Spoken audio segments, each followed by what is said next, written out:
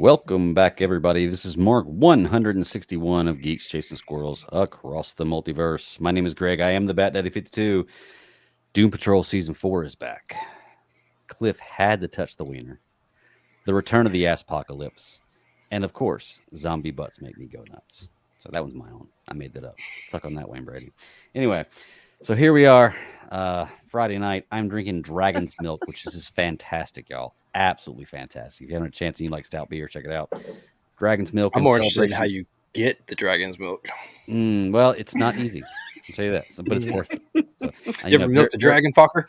Well, very much like Tormund, you know, like I suckled at the teat of a dragon here, and that's where I get my strength from. So, but no, in celebration of Game of Thrones, which we're going to be talking about later, I saw that and I was like, yeah, I've got to have some Dragon's Milk tonight. It's fantastic. Definitely check it out. But don't drive. Check it out responsibly. I got to put that out there.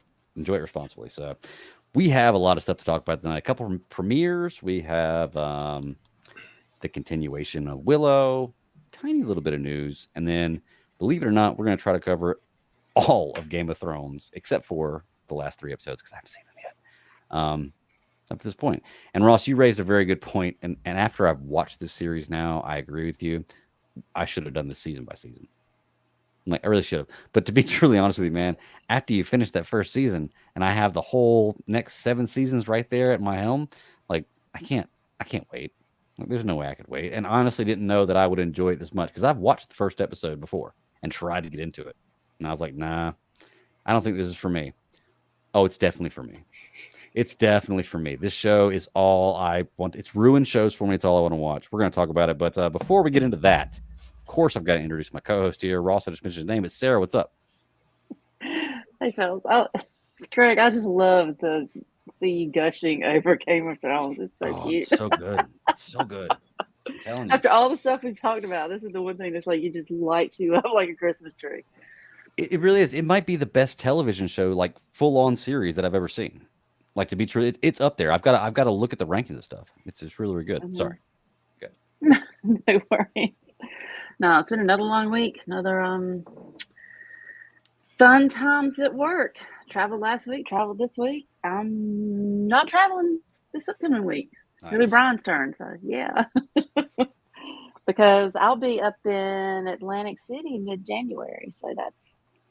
I don't know how I feel about that, but anyways. Take a little you should feel about it. Yeah, pretty good. No, it depends how much you like blackjack. You know, I'm hate myself, but anyways, it's just like some kind of show we have to go to up in the Northeast. It's like a trade show, that kind of thing. Which our big trade show is pretty much end of February, 1st of March, and that's gonna be in Oklahoma City. So I'm kind of like, I'm gonna have to ask for some cowboy boots for Christmas, just so I can, you can't go to Oklahoma City without cowboy boots. Oh yeah, boots with the spurs, baby. Gotta have. Oh yeah, absolutely. Plus, it's always good to How have you fellas doing? Anyway, man, I'm doing fantastic. This Dragon's Milk is feeling great. That's why I had like a 2.5 minute intro. Nobody's sick. Everybody's recovered. All that kind of stuff. Oh, health. I still can't shake a cough. I don't know what it is. I have had it and it's just lingered. But you know what? Other than that, almost finished. Like next week, I'll be finished with my degree. Finally, only took nice 37 years with good job. Going pretty fast on that one. So I'm going to try to jump to the next thing of see if I can knock the masters out real fast. But nice. More power to you. Yeah, that's good stuff. That's good stuff. I'll be done with that, and I'm going to try to go for Cliff's 37 F-bombs per hour. Let's see if I can pass that. I feel like I can do 88 and go back in time. Yeah, on Woody and Wilcox today, they were trying to argue about the last like big thing that Brendan Fraser's been in because they were talking about that movie The Whale because I think it came out today. And apparently that movie is like blowing up. It's fantastic. I want to see it, but it's supposed to be really, really good. I don't think that's what I want to see on the big screen though. No, I don't either. I'll see that whenever I can see it, in the comfort of my own home. But they were talking about it, and then they were arguing. One of them was saying that Wilcox was saying that he was in Avatar, and I was like, no. And I wanted to message him or call in and be like, dude, check out Doom Patrol. If you like Brendan Fraser, check out Doom Patrol because nobody mentioned that. Nobody said anything about it. And I was like, they obviously don't know about Doom Patrol. Check out Doom Patrol. Doom Patrol's. Look, it even took me a minute to get on it, and I'm not gonna go too depth in it, but or too deep into it. All I'm going to say is that it's definitely weird. Maybe it's just having to wait for the season. It came back and it was really weird. I know that the stuff that they were doing is, Sarah's not favorite topic when it comes to Doom Patrol with all the butts, but man, I mean, it's Zombie butts. even for me, it felt weird watching these first 2 episodes, and you know how much I love the show. So, Well, I can't wait till we talk about that because I've got some thoughts on that. Okay. Well, I know Kev wants to talk about it too, so we'll get into it in just a second. But do we have any kind of big news or anything that's come out this week? I know we've sent a lot of stuff back and forth with through our messages, but I don't think a lot of it is like just hearsay and talk, not necessarily like solid clad. It's going to happen. But there are a few things we know they are. So Ross, go ahead. Someone's holding up Kaz. Yeah. So we get into this with it was last night, right? Was the video game awards, and 2 things to take from it. For me, Arcane won the best video game adaptation when it came to the video games turned into like shows or movies, which, as I said before, that's going to come to a whole new era. Video games are about to just run rampant in the world of entertainment. So it's good to see Arcane. Go ahead. I was going to say, do you think that Arcane's success was because they didn't try to do it live action? No, I think Arcane's success was because they nailed it. Okay. They did. Everything that I have seen and heard people talk about is there's no limit to what people enjoy about this show. For 9 episodes, 3 separate trilogy-esque style drops. They did so much with the animation, with the story, with the characters, weaving everything in and out through those 9 episodes from start to finish. We're going to talk about Game of Thrones, and one thing that I really like about Game of Thrones is how they keep the storyline the story keeps changing as people age, but you still get all of the same callbacks, and those callbacks make it fantastic. So with Arcane, you get those callbacks and you see it over 3 weeks. I think those drops came out every week. It was 3 episodes each week. Yeah, I think that's right. And so it was still fresh enough in your brain. And, we go back and forth all the time, whether or not streaming is better or streaming week to week is better or binging the whole entire thing. And Arcane had just enough time in between to let you breathe and sit on it, because talking about it on this show, we all discussed how, what was our favorite episode of the 3 episodes that dropped? And then what was your favorite, 3 episode drop? And so there was so much that went into that just because it was packed and it was good. I follow the Arcane Reddit board, and it is constant. I would challenge. I think that I see more posts from Arcane than I do Marvel, and I think that I see less than Star Wars. It's amazing. It's crazy. That con that me and Sarah went to last October, I saw more jinxes than anybody else, to be honest with you. I saw more jinx than anybody else, and I was like, wow, okay, Arcane really did something here. And it's funny because I didn't see any other Arcane characters, but Jinx, what was there? That was the one. But I mean, I guess that one's a little simpler. Wouldn't you agree, Sarah? Didn't you see a lot of Jinx? Oh yeah, there was a ton of those. I mean, there might have been some. I don't think there was really any. Yeah, because damn, it was probably even with the who's Jinx's sister.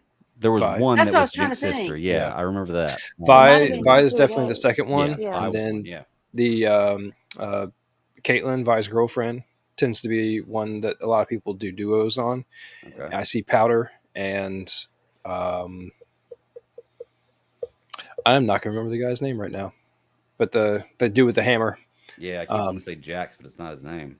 I don't know why I keep wanting to say Jax, but those are the biggest ones that I see, and it's crazy because they are all over the place. I mean, I see more cosplay from that board alone than I do any of the other ones. It's amazing, but it's fresh. It came out last year, and it really resonated with people. But one that was a close second, and if you guys haven't watched it yet, I recommend it.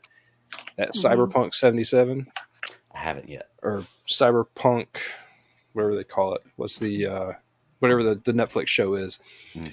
Like I said, it's not really kid friendly, but it's a really good like adaptation. It's a really good anime screen show on Netflix, and so it did not win because Arcane took it, but it was really good. Check The it out. second best thing that came out, not second best, but the other great thing that came out was that trailer for Jedi Survivor. Ooh, yes.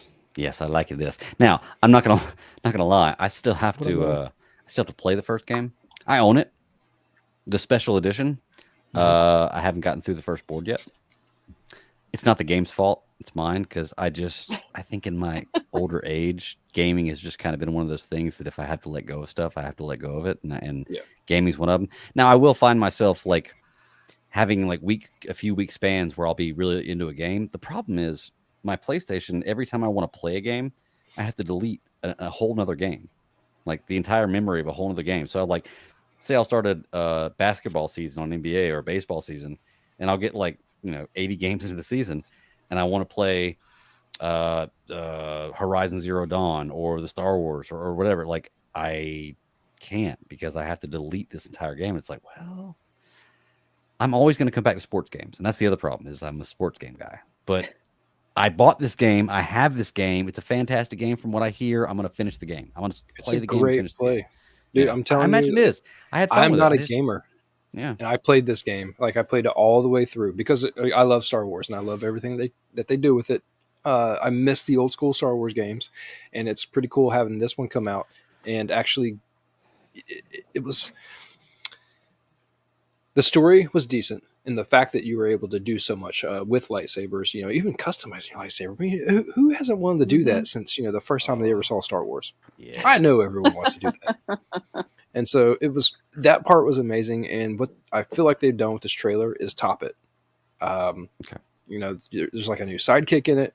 It looks like it's a gameplay trailer kind of, but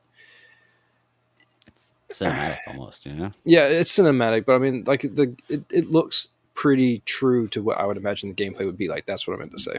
Yeah. But the best part about it is the bosses look better. The game was full of puzzles, which I love doing puzzles and stuff like that in games. I'm weird. I'm not a gamer.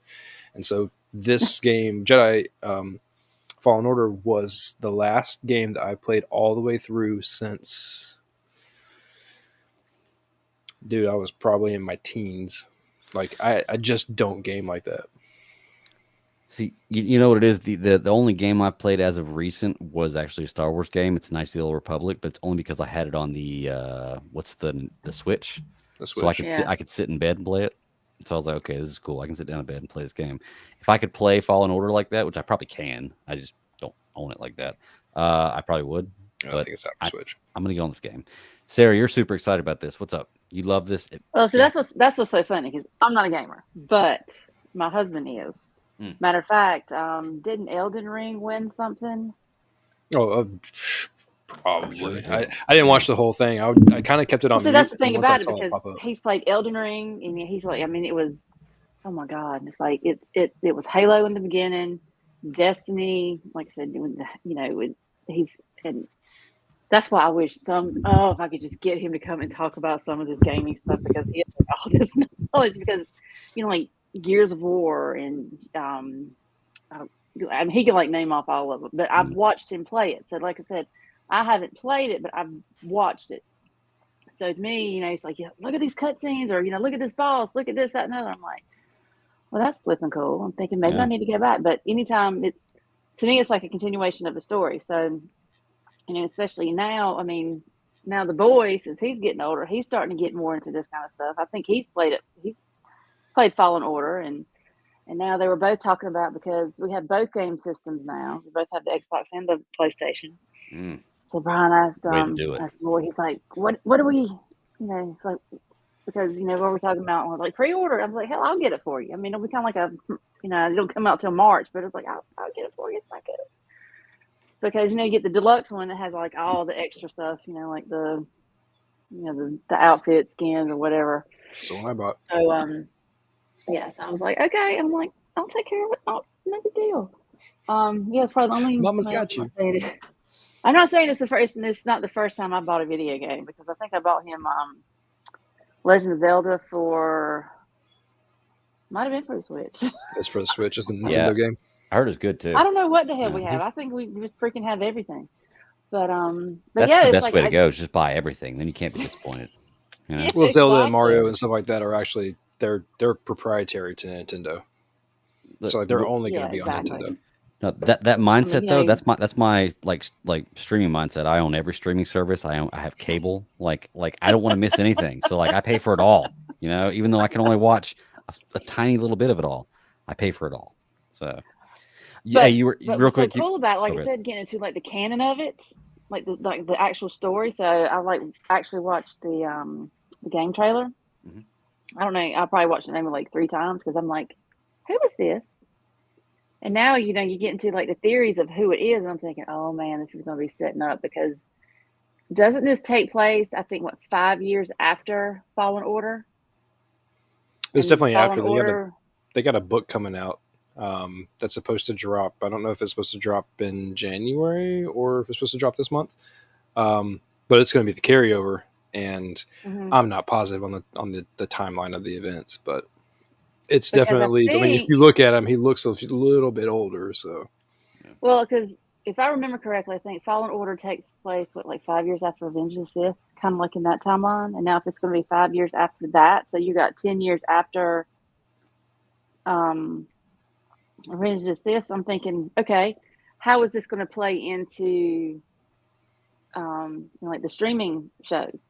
Right. That's my thing because I'm still waiting for a live action Cal Kestis. I still feel like he's going to show up somewhere in some form or fashion.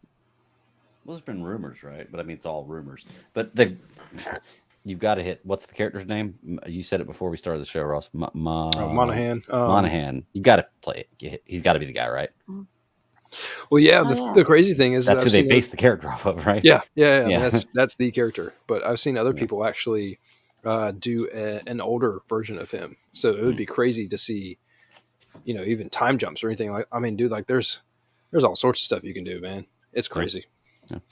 Well, real quick, Sarah, you were asking about Elden Ring's and their awards. They won award for best game direction, best art direction, best role playing game, award for most anticipated game, and game of the year. And Nightmare. Or I'm sorry, the most anticipated game was last year. All the other ones are this year. So.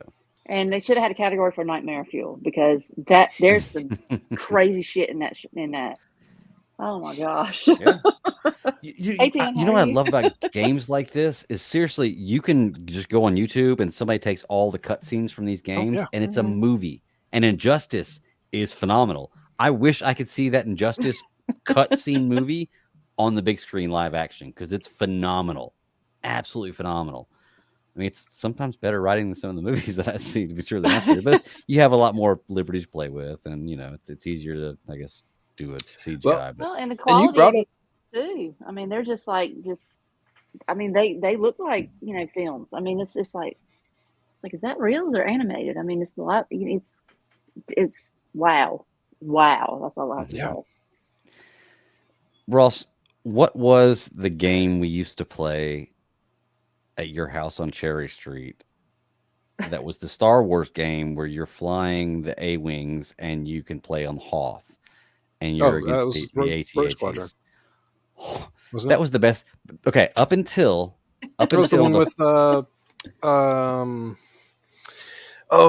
on Solo. Okay, like I just remember he had the Outrider or whatever the ship was called. It looked like the Millennium Falcon, but it was different. That game right there, and then Force Unleashed, the first one. Mm-hmm. And then this game right here, Fallen Order, even though I've only played the first level of it, are the 3 best Star Wars games I've ever played. And because I haven't played Fallen Order completely through yet, I've got to go with the Force Unleashed, the first one, because I just remember you can do so many things in that game. I remember there's one stage where there's platforms, right, and you can raise them up and down. They're like elevators, and there's stormtroopers sitting on top of these platforms. And you can drop it, and then the guy will fall. And as he's falling, you can raise it back up and knock him up in the air. and then just keep like pinging them up and down, and they're dead after the first one. But I just I was remember going to say, doing that that's when I not was how younger, and I was gravity works. like, it is so fun to do that. But I remember that game, the first Force Unleashed game, was absolutely amazing. Like I will go back and play that game anytime. So yeah, this game looks really fun, man. Once again, I got to finish the first Fallen Order game, and then I will probably get onto this one. But I think I'm in the mindset that I might want to upgrade. Like I have the PS4, but Oh, it's like upgrade. What were you talking about? that stuff's not going to last Yeah, much explain. longer. I could give the girls the PS4, and I could get myself PS5. But the problem is, once again, I Yeah. just don't play that much. So I could always just open a Steam account and play on my computer, right? Wouldn't that be probably the Well, you easiest do have to solution? March 17th because I think that's when it's supposed to release. So Yeah, We'll see. I'll figure it out. Odds are I probably won't have this game immediately when it comes out, and if I do, I probably won't play it immediately. But it looks really good. I say play Fallen Order. It's a great run through. It's a good little game for it was designed for next gen console, but mhm. I mean, you don't need it. I mean, until, like you said, you're going to reach the point where it will only come out on the new generations. But until then, you've just go ahead and play them all. You can call things beautiful all day or watch it on YouTube for all the cutscenes and everything else, but playing it is half the fun, or most of the fun. So, oh yeah. And what was the Battlefield? I think that was the Star Wars game that kind of ruined me for Star Wars, because it's like Call of Duty, but with Star Wars. And I'm not good at Call of Duty. I really want to be. Like, I want to be really, really good at it, but I just never am. And so I would get on Battlefield, and I would always be Boba Fett, and I would always use my jetpack till it ran out, and then I was fall down and couldn't fight, and just horrible. But I don't know. That game kind of ruined Star Wars games for me. But yeah, I mean, people still like, what's the one that they just made free for everybody? Where you fly any ship that you want to. Or no idea not the one that you want to. It's a game that came out like a year or two ago. But it was Fortnite. a complete. No, I'm just kidding. It's not Fortnite. Well, actually, if you're not good at Call of Duty, I'm not that far behind. Fortnite is the new thing for like old dudes to get into. So I don't know where that's coming from. I guess I hear a lot of people, like a lot of dads, that are playing it with their kids, and so maybe that's why I've been hearing it more. I know a lot of adults that, like ladies that have been playing Fortnite, and I'm like, seriously, really? Look, do you know 2 years ago I didn't even know Fortnite was a free game, and I told my wife, I was like, Christmas morning we're gonna buy Fortnite for the girls for them, and then they're like, girls have been playing it for 2 years. Yeah, I went on there and it was already downloaded, and I was like, well, okay, there we go. So, and I was watching my kid play Fortnite the other day, and it's like in space. Like, what's happened to that game? It's like Call of Duty. It got too fantastical. Like, let me tell you something right now. When the servers like went down that one time for Fortnite, I thought my child was going to lose his mind because he's got so much stuff saved in his little locker and all this kind of stuff. I was like, I thought this child was going to lose it. The haves and the have-nots. The moment that we can't have what we're supposed to have. I know. He was like, and I thought it was some point the boy got out of Fortnite. Next thing you know, he's like, oh, he's playing Fortnite again. I'm like, damn it. But he likes to collect all the skins and all that kind of stuff. So he's constantly saying there's. And then all of a sudden he liked punching holes in walls out of nowhere. Seriously, he goes like Fortnite. And the next thing he's playing Destiny. I'm like, since when? Telling you, man, attention span. Attention span. I'm going to bring up attention span here in a show we're talking about later. So, but I agree with Tim. Fortnite's trash, and I only say that because I suck at it. Like I tried to play with my kids one time, and I was like, "Wow, I'm not good at this at all." I was like, "See me on Call of Duty. See me on NBA 2K." Like, we'll see what happens then. That's when you pick my with your kids kid. Can't play NBA 2K against me. Yeah, you're like, you can't drive a car. Well, actually, your kids are getting older now. But yeah, actually, mine's you can't pay taxes in like 2 months. Yeah.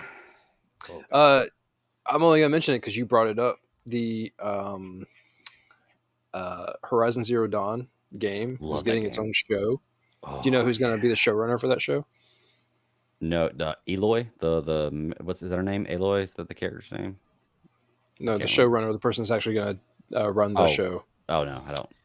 Steve Blackman, who does Umbrella Academy. Oh, okay. That'll be interesting. I like Umbrella Academy. So like I said, Horizon Zero Dawn. You're getting Borderlands. I mean, like they're going to be coming out of nowhere. Yeah. I'm telling you, it's happening. It's going to be a phase, and it's just I don't know when it's going to stop because there's so many games that people play. So Yeah. Now that game specifically, Horizon Zero Dawn, I picked up on a whim. That's a fantastic game too. I don't know if either of y'all have ever played that. I think it's a PlayStation exclusive game though, isn't it? not sure. I think it is. I'm not sure, but that is I a don't play any fantastic game. That is a game that I actually bought and played the whole game all the way through. But that was years ago when it first came out that I did that. So I can talk about Lego games. That's about the extent of. Yeah, look, Lego games are fun. yeah. Legos are fun. Lego is fun. So I should say Legos is not right. Lego is fun. So Tim says, what game? I think we're talking about Horizon Zero Dawn. Probably is what we're what was the one? Is that the one you said you played last all the way through? Yeah, so that's the last game I played all the way through. Campaign game I played all the way through. So, but it's because it's so fun to ride a horse. It's open world. The only other game that I played a lot recently beyond sports games was I got into No Man's Sky for a while, and that was pretty fun. The concept of it was pretty cool. The problem is, like, you can go on No Man's Sky and it's like an infinite universe. Like, it really is. And it's like a real world. It's like a metaverse, basically. You can, like, create a whole base and all kinds of stuff on a planet and then, like, travel somewhere else and then forget where you set that base at and everything else. Like, you can set it up so you can teleport, but if you're not to that point yet, you can't teleport back to that base, whatever. So, like, it's crazy. And when I got into it, it was new. So there weren't a lot of people in it. It's one of those games that you got to have a lot of people involved in it. Otherwise, it's not going to be that. It's going to be like, it's like an unpopulated universe. You know, I bet if I got on now and played to be good, it'd be a little more fun. But it's also one of those games that's not really like action packed or fighting. It's more exploratory, you know, and engineering. Survival. I mean, like, yeah, survival, build a colony type thing. Like, there's no, well, not a colony, but you know, you just try to, I don't know. Anyway, play the game. It's fun. No Man's Sky. I think it's pretty cheap now. I think it's like $3 if you go to GameStop and buy it. So it's pretty cheap. But fun game. Well, Tim's giving you a hard time. He's right though. Xbox with that Game Pass. I mean, you can't go wrong with it. Look, I had, okay, here's the story. Okay. I was always a PlayStation guy. Okay. I bought an Xbox. Okay. And my dog peed on it. Because I made the mistake of putting my Xbox on the bottom shelf of the entertainment center because it was cool. It sat on the bottom shelf. It looked good, you know. Like that No Fear kid, just peeing on everything. Military. I bought it with my sign-on bonus. First year of the military, and the dog peed on it, and they wouldn't replace it because they said it wasn't water damage, which they weren't wrong. So I couldn't get mad. It's not true. Water started from somewhere. Yeah, that's true. And then after that, I was like, you know what? Let's just check out PlayStation and go back to PlayStation, see what it is again. And I've just never gone back since then. I don't have anything against Xbox. I just, you know, PlayStation's been my thing. And now that I have had the PS4 for years, unless I convert right now, like, there's no real point. And I think if I go to PS5, I can still play all the games that I have, but I'm not positive.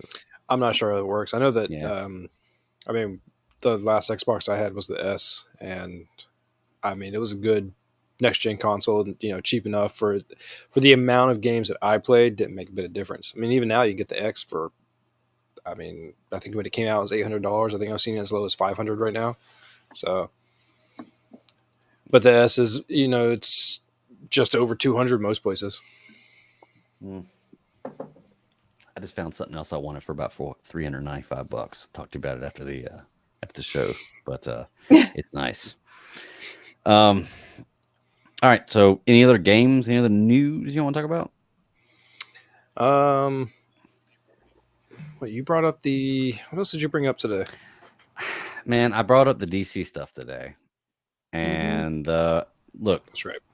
Everything that I've seen with DC is all, I hear different stuff, different places, and I was actually, you know, it's funny. Me and Nathan. Because Nathan loves Game of Thrones, and I think he's in the chat room right now. Nathan absolutely loves Game of Thrones. So, like, you know, I still talk to Nathan on a pretty consistent basis, and like I keep him updated on what we're doing. And like we get to the point where he's on a route and I'm on a route. We drive routes, so we don't have anything to do all day but listen to podcasts and talk. And we'll get to talking about Game of Thrones. Like, he'll call me and be like, "Let's talk about where you're at," and we'll be talking for like 2.5 hours, like about Game of Thrones. And I'm like, "Holy shit, we just did a podcast!" So. Yeah, hoping everyone's getting the right stuff. Yeah, there you go. But yeah, and it's funny because like now, like I feel like it's like a pre-run for me talking about the stuff I want to talk about tonight. Because like, okay, Nathan brought all this stuff up, and I want to bring that stuff up, but now I know exactly what I want to say and don't want to say because I've talked about it with Nathan. But yeah, he's a big Game of Thrones fan, so As most people should be. but Good he was show. talking to me about the DC stuff, and I'd mentioned Wonder Woman being canceled. That's what I saw. Wonder Woman being canceled.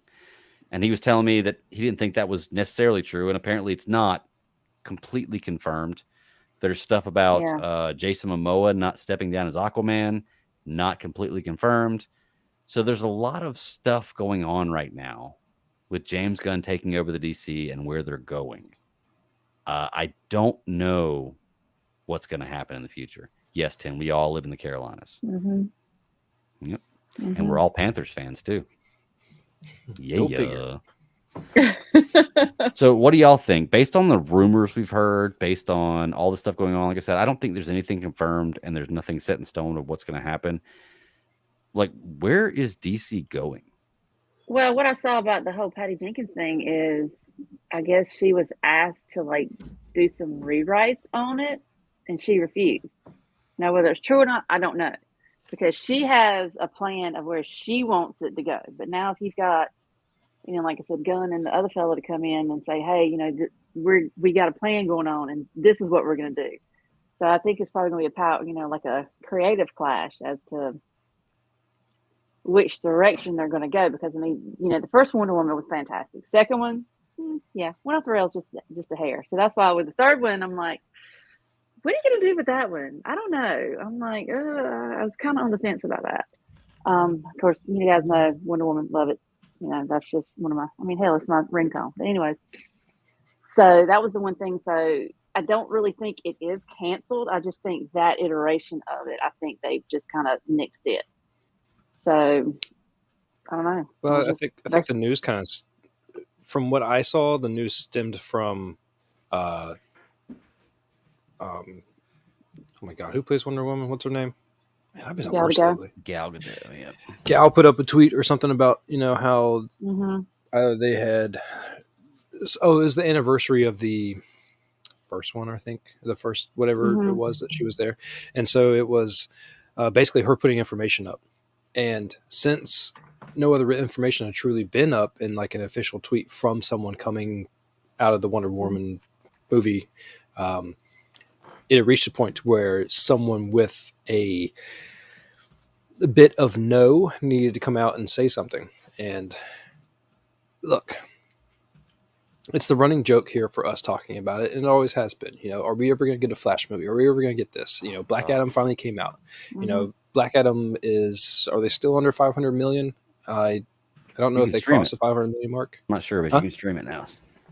Oh, you can stream it now? You can stream it now. Yep. Wow. Or you can rent it and stream it. So you could purchase it and rent. Oh, gotcha. Yeah. They made it digitally available. Look, I know they're trying to keep as much as possible under wraps, because when you put something out there in the world that says these people are now going to take over the DC universe, whether it be creatively, financially, whatever the case may be, anytime a change gets put into place, everyone wonders what's going to happen with all the properties that they're actually running. And so all that I know of right now is everybody is confused. When Batwoman got canceled, no one had an idea of what was going to be capable of still coming out to the actual public. Batwoman got canceled because we saw nothing from it. We haven't seen anything from Wonder Woman. At least to my knowledge, we haven't seen anything. I haven't seen any sort of information behind the scenes. Leaks don't matter, but anything else, I haven't seen any of it. So it still falls within the possibility of not making it to the big screen. There's, we talked about it when they did Batwoman. All that falls underneath the debt that they could cut, because they still have, I want to say 600 million or something, 680 something million that they needed to cut before the end of next year, or else they would be fined or in contempt of their agreement that they actually have when they purchased Warner Brothers. Discovery, excuse me. So Discovery would be in trouble for not paying that amount of money. Right. Because what happens is you end up getting taxed on it and everything else. So if they don't actually make money off this stuff, they're not going to come out with it. If you have to put a quarter of the investment of the movie into the marketing right there, are you going to make that money back? And that's what the question is being asked with all the stuff that they own right now. Mm-hmm. Everything that's in the can or on its way to be in the can, how are they going to make that work for them? And then you have Tim Gunn, who's basically saying, at what point do I want to start, create the start finish for all of this? Mm-hmm. Yeah. Or James Gunn, not Tim Gunn. I was going to say, I did the same thing the other day talking about it. I do it all the time. So yeah, I was going to just let it fly. Yeah, but that's the thing. Yeah, it is, man. And I don't know, like I said, I'm at the point where I'm tired of trying to predict what they're going to do. And just when they tell me something's coming out and I can buy tickets for it, then I'll believe it and I'll go see it. And whatever they put out, I'm gonna watch. Give it a chance. I think Momoa's probably going to play Lobo. I mean, like I said, he seemed extremely excited about it. I would love to have Momoa as Lobo. Are you kidding me? That would be fucking effing amazing. Like, give me a Lobo and Henry Cavill. Oh my! Well, I don't know if you can do that. Well, you can if you're just rebooting everything. Give it to me. That's why I don't know what's going to happen with Henry Cavill. Like all these things, like, I'm so confused. Yeah, DC's good at that. They're real good at that. Well, and the biggest thing that they could do is release the Flash with Flashpoint, but they would just have to go into great detail about how that resets the universe. And what sucks is that they're resetting it already right now. Well, I think that's the only reason they are keeping that one in their back pocket is because they know that they can legitimately reset the universe with that. That was a Crisis series in DC universe. We've seen the trailer too. Yeah, we've seen official content from that movie. It's out there. Like it's definitely out there. So like it would cost them nothing. Well, not nothing, but a lot less to go ahead and just put it out there, and they can completely reset everything. So I don't know. We'll see. The only other thing I'll say about DC real fast is that I didn't really know this when Wonder Woman 2 came out. It being set in the 80s, they were really trying to go for 80s style fighting and 80s style visual effects, and all of that fell flat on its face for me. I just didn't know that was what their purpose was and how much it fell on flat for other people also. I didn't like the movie story-wise, but I didn't like a whole lot of the visuals in it either. And so that really sucked. But at the same time, Wonder Woman 1 I really liked it. And so it would be cool to see what they could do with the third one. The problem is everyone says, is James going to get too weird? Is Taika Waititi going to get too weird? Well, is Patty going to get too weird? Does Patty ever really get too weird, though? Like, Patty is kind of weird. She is kind of weird. That's true. Okay. Well, look, that's all the news. We got some guests coming on tonight. I'm going to go ahead and bring them in here. We got Mr. White Chocolate Espresso here. I know he's a huge Game of Thrones fan. He wants to come on here. And I think he watched some Doom Patrol with us, too. So what's up, Kev? Yeah, I've seen the first episode. I've yet to see the second one, though. Okay. Have you watched the whole series? Yeah. Okay. Cool deal. And then, of course, man, we got Cody Lashney, first of his name, ruler of the free-for-all and champion of the YouTube chat. What's going on, buddy? How you doing? I'm handicapped Jon Snow. That's who I am. So your brand? I don't want it. I don't want it. Grad ready. I have no. What's up, boys and ladies? Sarah, how are you? Hey, I wanted to ask y'all. I don't know if y'all probably talked about this. I'm assuming. Did y'all hear the Michael Keaton movie that they canceled was going to be Batman Beyond? Yeah, I knew they were working on it.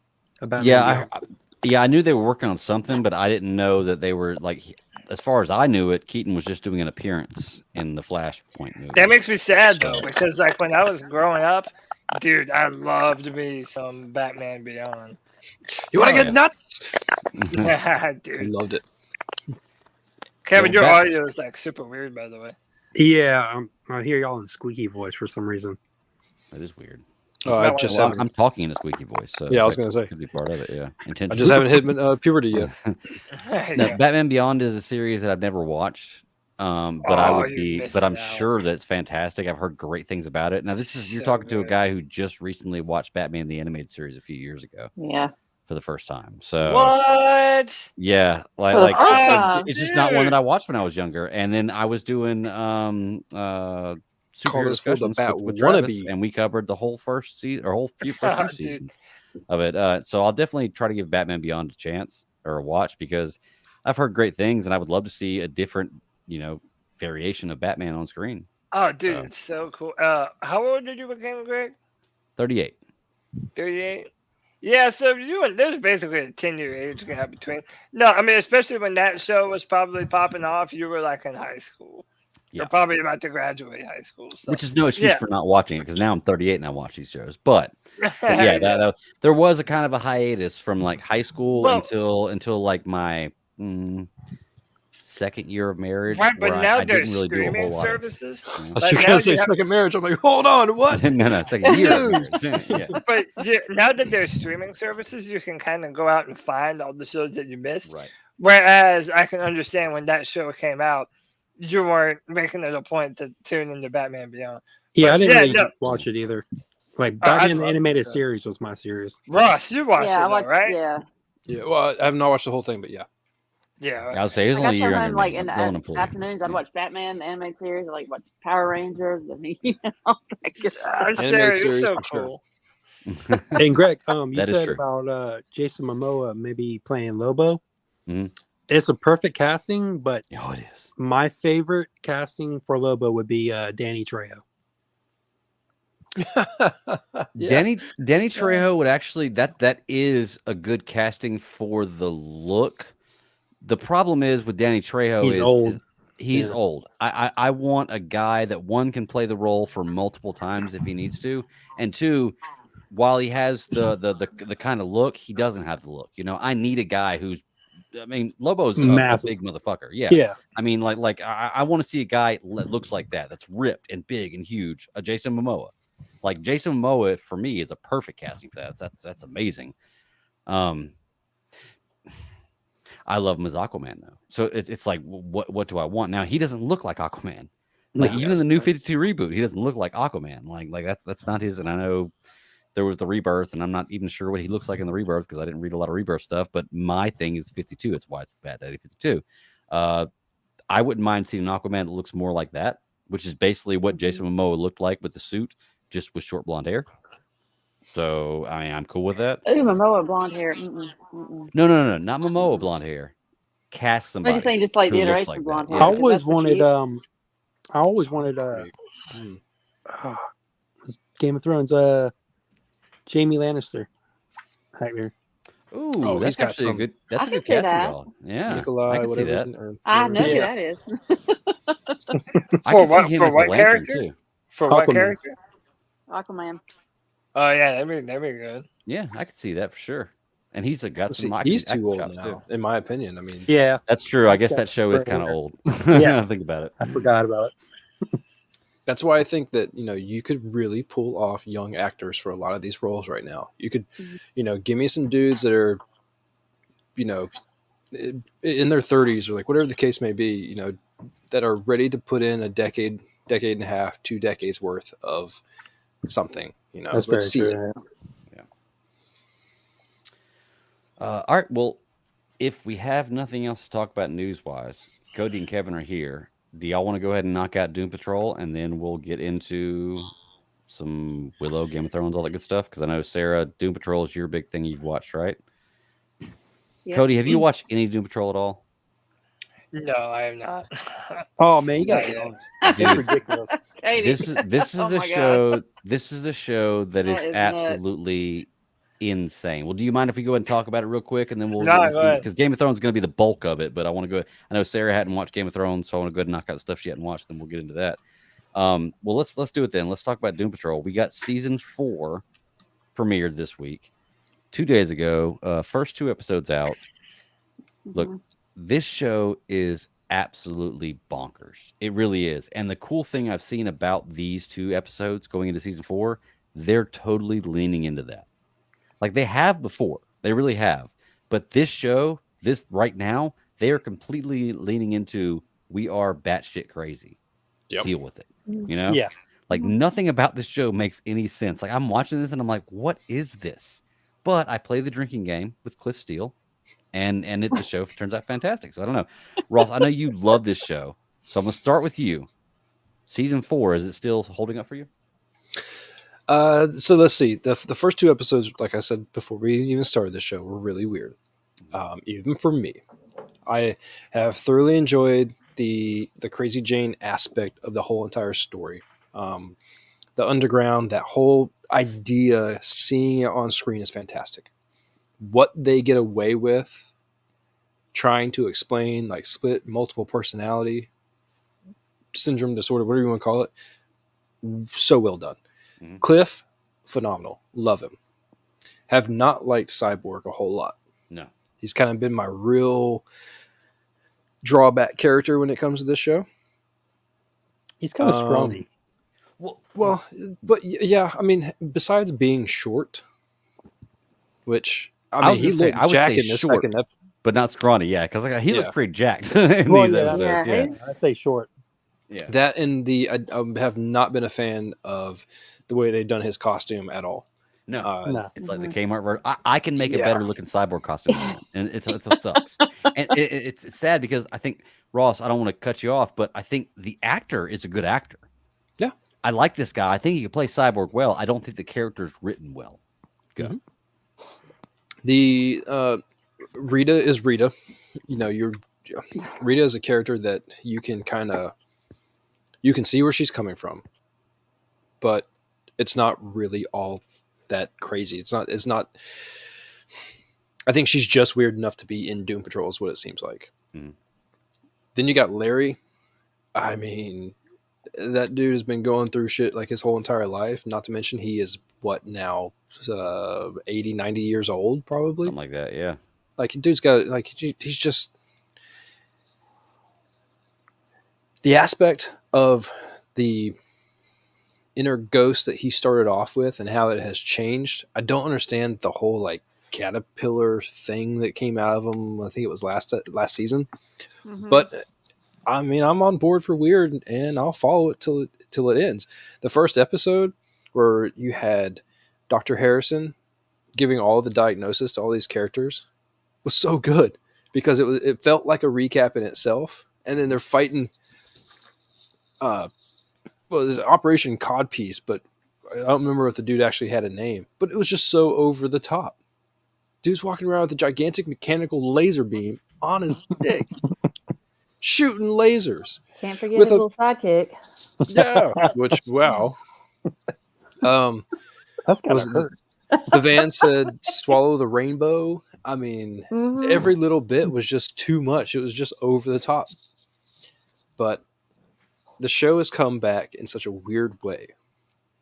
I was more interested from the view from the next, either the rest of the season or the next episode. I don't know what they were trying to show there at the end, but I was more interested in that little bit. I'm like, that's the Doom Patrol I want to get on board with. And these first 2 episodes definitely feel like welcome back to Doom Patrol. Okay. What do you think, Sarah? It's like, what was I actually watched the recap because I'm thinking I've got to get my head back in this space. I didn't really think these first 2 episodes were that wild. Not what I was kind of expecting. It was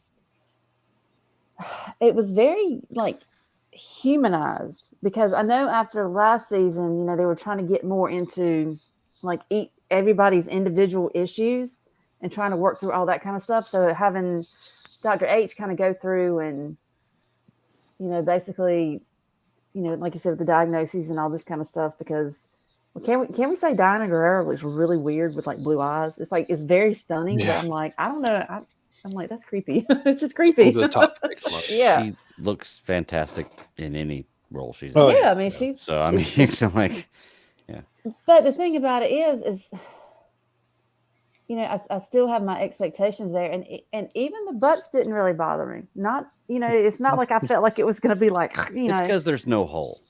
Maybe that's what it is. I don't know. There is. That's the You problem. put cereal in it, apparently. But not to get too much into the second episode, because I know, Kevin, you haven't seen it, but, there was like really like a really heartfelt aspect, because like towards that end of that episode, I'm actually like feeling for, it's just like, oh, that kind of thing. And I'm like, that's just freaking weird.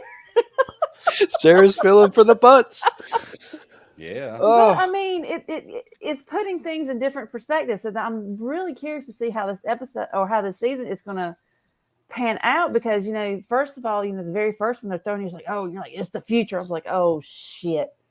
What kind of craziness is going to unfold where they're going to have to fix this? Because they're always going either forward or backwards and trying to fix shit. When are you going to learn you can't fix shit? Oh yeah, exactly. I'm like, what in the hell is that? And then it's even like, I don't even know how she came to that conclusion, but it works. I think something's going to happen with that jellyfish. It's going to be a bigger story plot, I think. You think so? I mean, I think it's just so weird give us out there. thoughts, yeah. I just think it's so weird and out there that it has to have some bigger meaning than just, it protects us. Yeah, I mean, it honestly, I think yes, but at the same time, it would not surprise me at all if you never hear anything else about it again. And the only reason they've solved their memory problem with time travel is because of jellyfish, which makes no sense.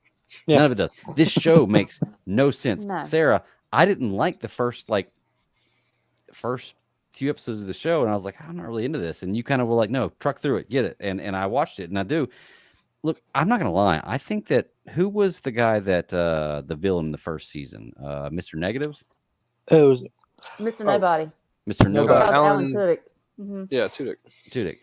I think that was great to have in the first season, but I think they wasted that. I think they killed Lex Luthor in the first season. And it's like, man, I want that villain back, because don't get me wrong, I like the crazy shit going on with this show, but I don't want my villains to be ass chomping butts. To be truly honest with you, I think they're doing it in the first couple of episodes to kind of get it out of the way. Yeah, maybe. And they're probably going to come back around, but at the same time, it felt like there was a whole lot of, the second episode especially, felt like there was a whole lot of something specific that they were centering on. But I think they're just using the butts as a vessel to get you back into. Yeah, I know. I said it. That's right. You got to use the butts to get you back in the mindset of like, this is Doom Patrol, and like, they're all screwed up. They're all trying to figure out their stuff. Did Cyborg stab one of those butts in between the cheeks with a sword? Oh, they did a lot of butt stabbing. Yes, there's a lot of it. And I think they used the don't let the door hit you with a good Lord split you line in this show too, which I was like, oh, but it's right on the nose. Yeah. What do they call him? The gluteus mordicus? Mordicus, yeah, something like that. Yeah. Well, if you look on the show clip art that I did for this show, I did put the butt on the Iron Throne. So there's a butt on the Iron Throne. But yeah, man, this show's just crazy, and it's funny because like I always tell people, I don't know what to tell people to expect. Like I always tell people, like it's going to be crazy when you're going in, but just give it a shot. But I don't know if people will like that, because this is one of the shows that you're either going to love.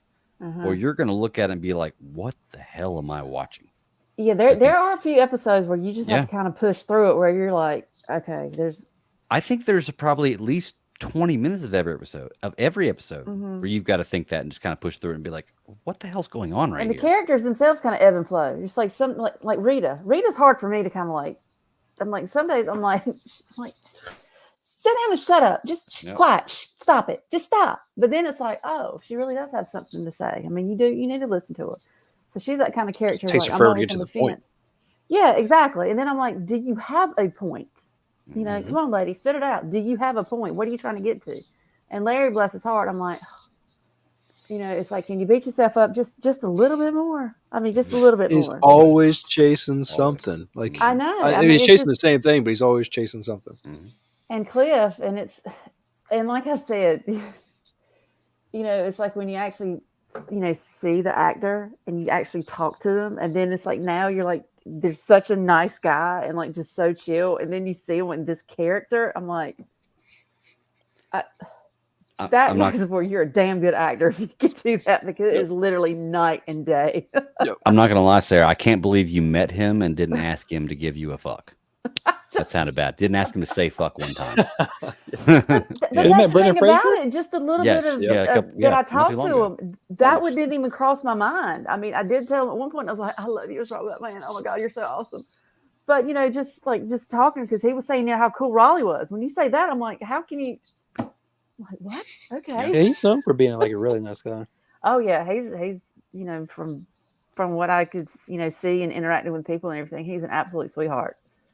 Well, and that's why it's just so crazy with him, because until you actually saw Cliff Steele in the flesh, because you seeing him as Robot Man, you can kind of take yourself out of there. You're like, it's just a voice.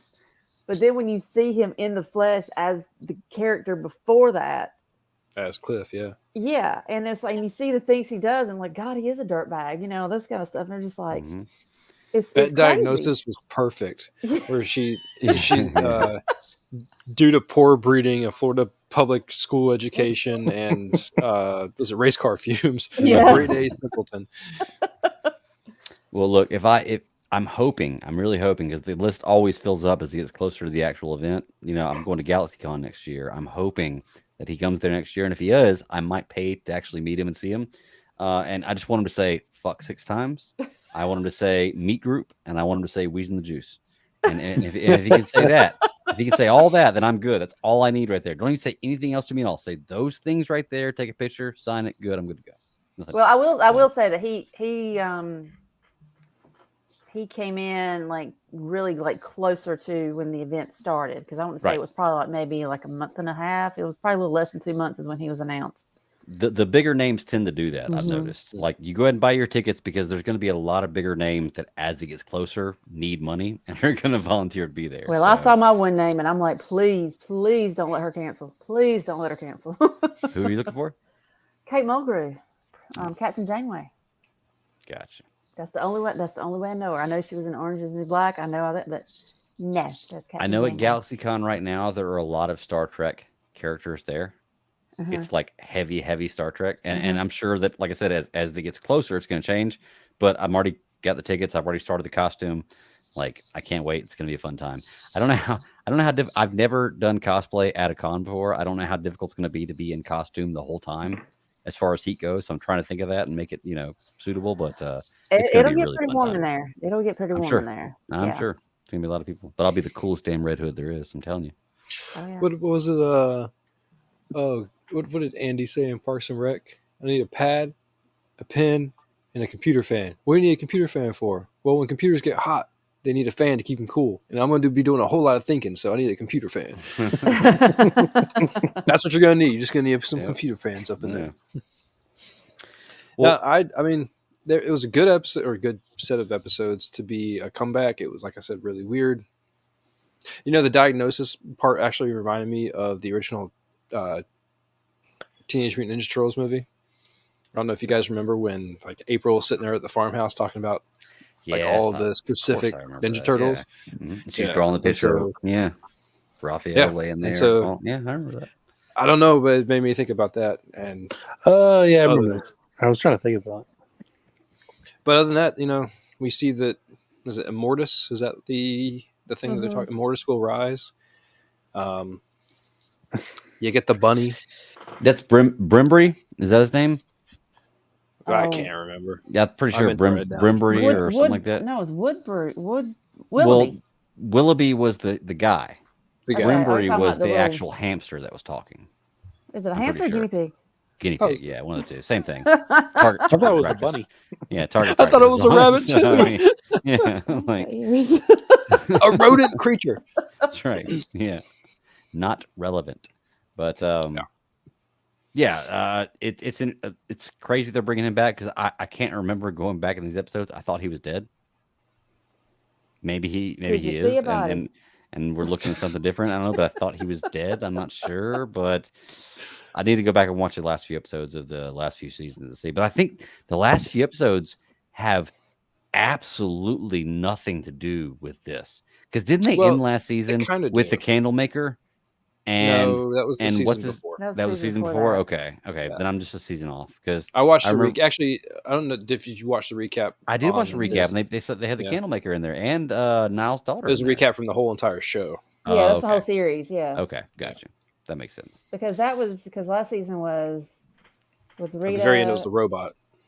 Yeah. It was That's Rita, right, yeah. Madame Rouge, and that whole Was story it where they went back in Sisterhood time. of Megazord. Dada or whatever, That's right, whatever yeah. that shit was. Yeah. Which It's I'm kinda really interested Megazord. in Madame Rouge's character. I'm like, I'm glad to see that she's still in it. Because Dog shit McGivens. Yeah. Look, I hate this character, but only because it looks like my ex stepmother. Oh, well. Like, so, like when I see her, it looks just like her, and I'm like, ugh.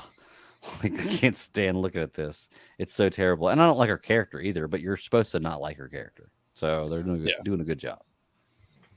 But that's it. I don't know. I'm looking forward to the next few episodes. We get, I'm assuming, once again, 4 more. It's a 2-parter. It'll be 6 episodes in this first part.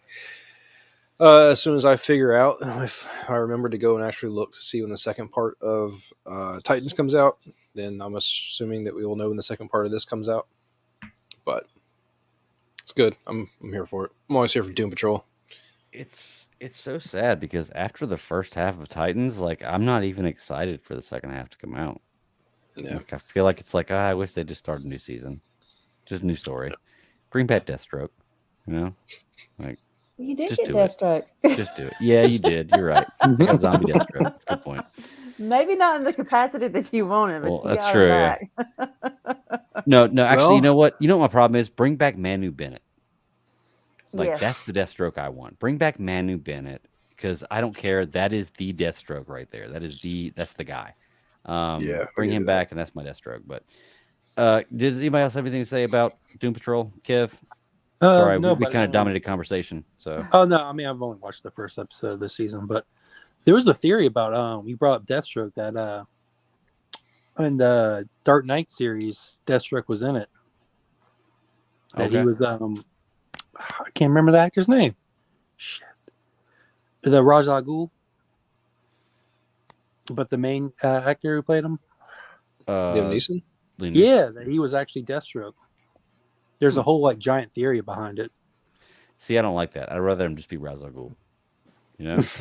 Yeah. Like to be honest with you, like I'm cool Yeah. with him being that guy and Because- that being the story. Like I don't need it to change. I want Because- Deathstroke, but I'm not going to get that Batman back. Yeah, So- because he was like he had a sword, he was a mercenary. Like there's a lot of people who think that he was like Deathstroke pretending. I mean, I could see that, I guess, but yeah, I don't need it. All right, well, let's move on. Sarah, You didn't get to what's talk about. You didn't get to talk about Willow last week. Why don't you talk about Willow? You're gonna make me talk about it. Like really? Okay, I I'll still talk about only Willow seen the real first quick, and then episode. we'll hop into this Game of Thrones. You But, still only watched the first one? Dude, I forgot about it. Okay, I've been watching Wednesday. Leave me alone. You didn't miss a lot. We'll talk about Willow with me real quick because it's going to be brief. Because I'm not going to lie, this Not a Disney fan. version of Lord of the Rings is not working for me. Like, okay, there is a such thing as overcorrecting.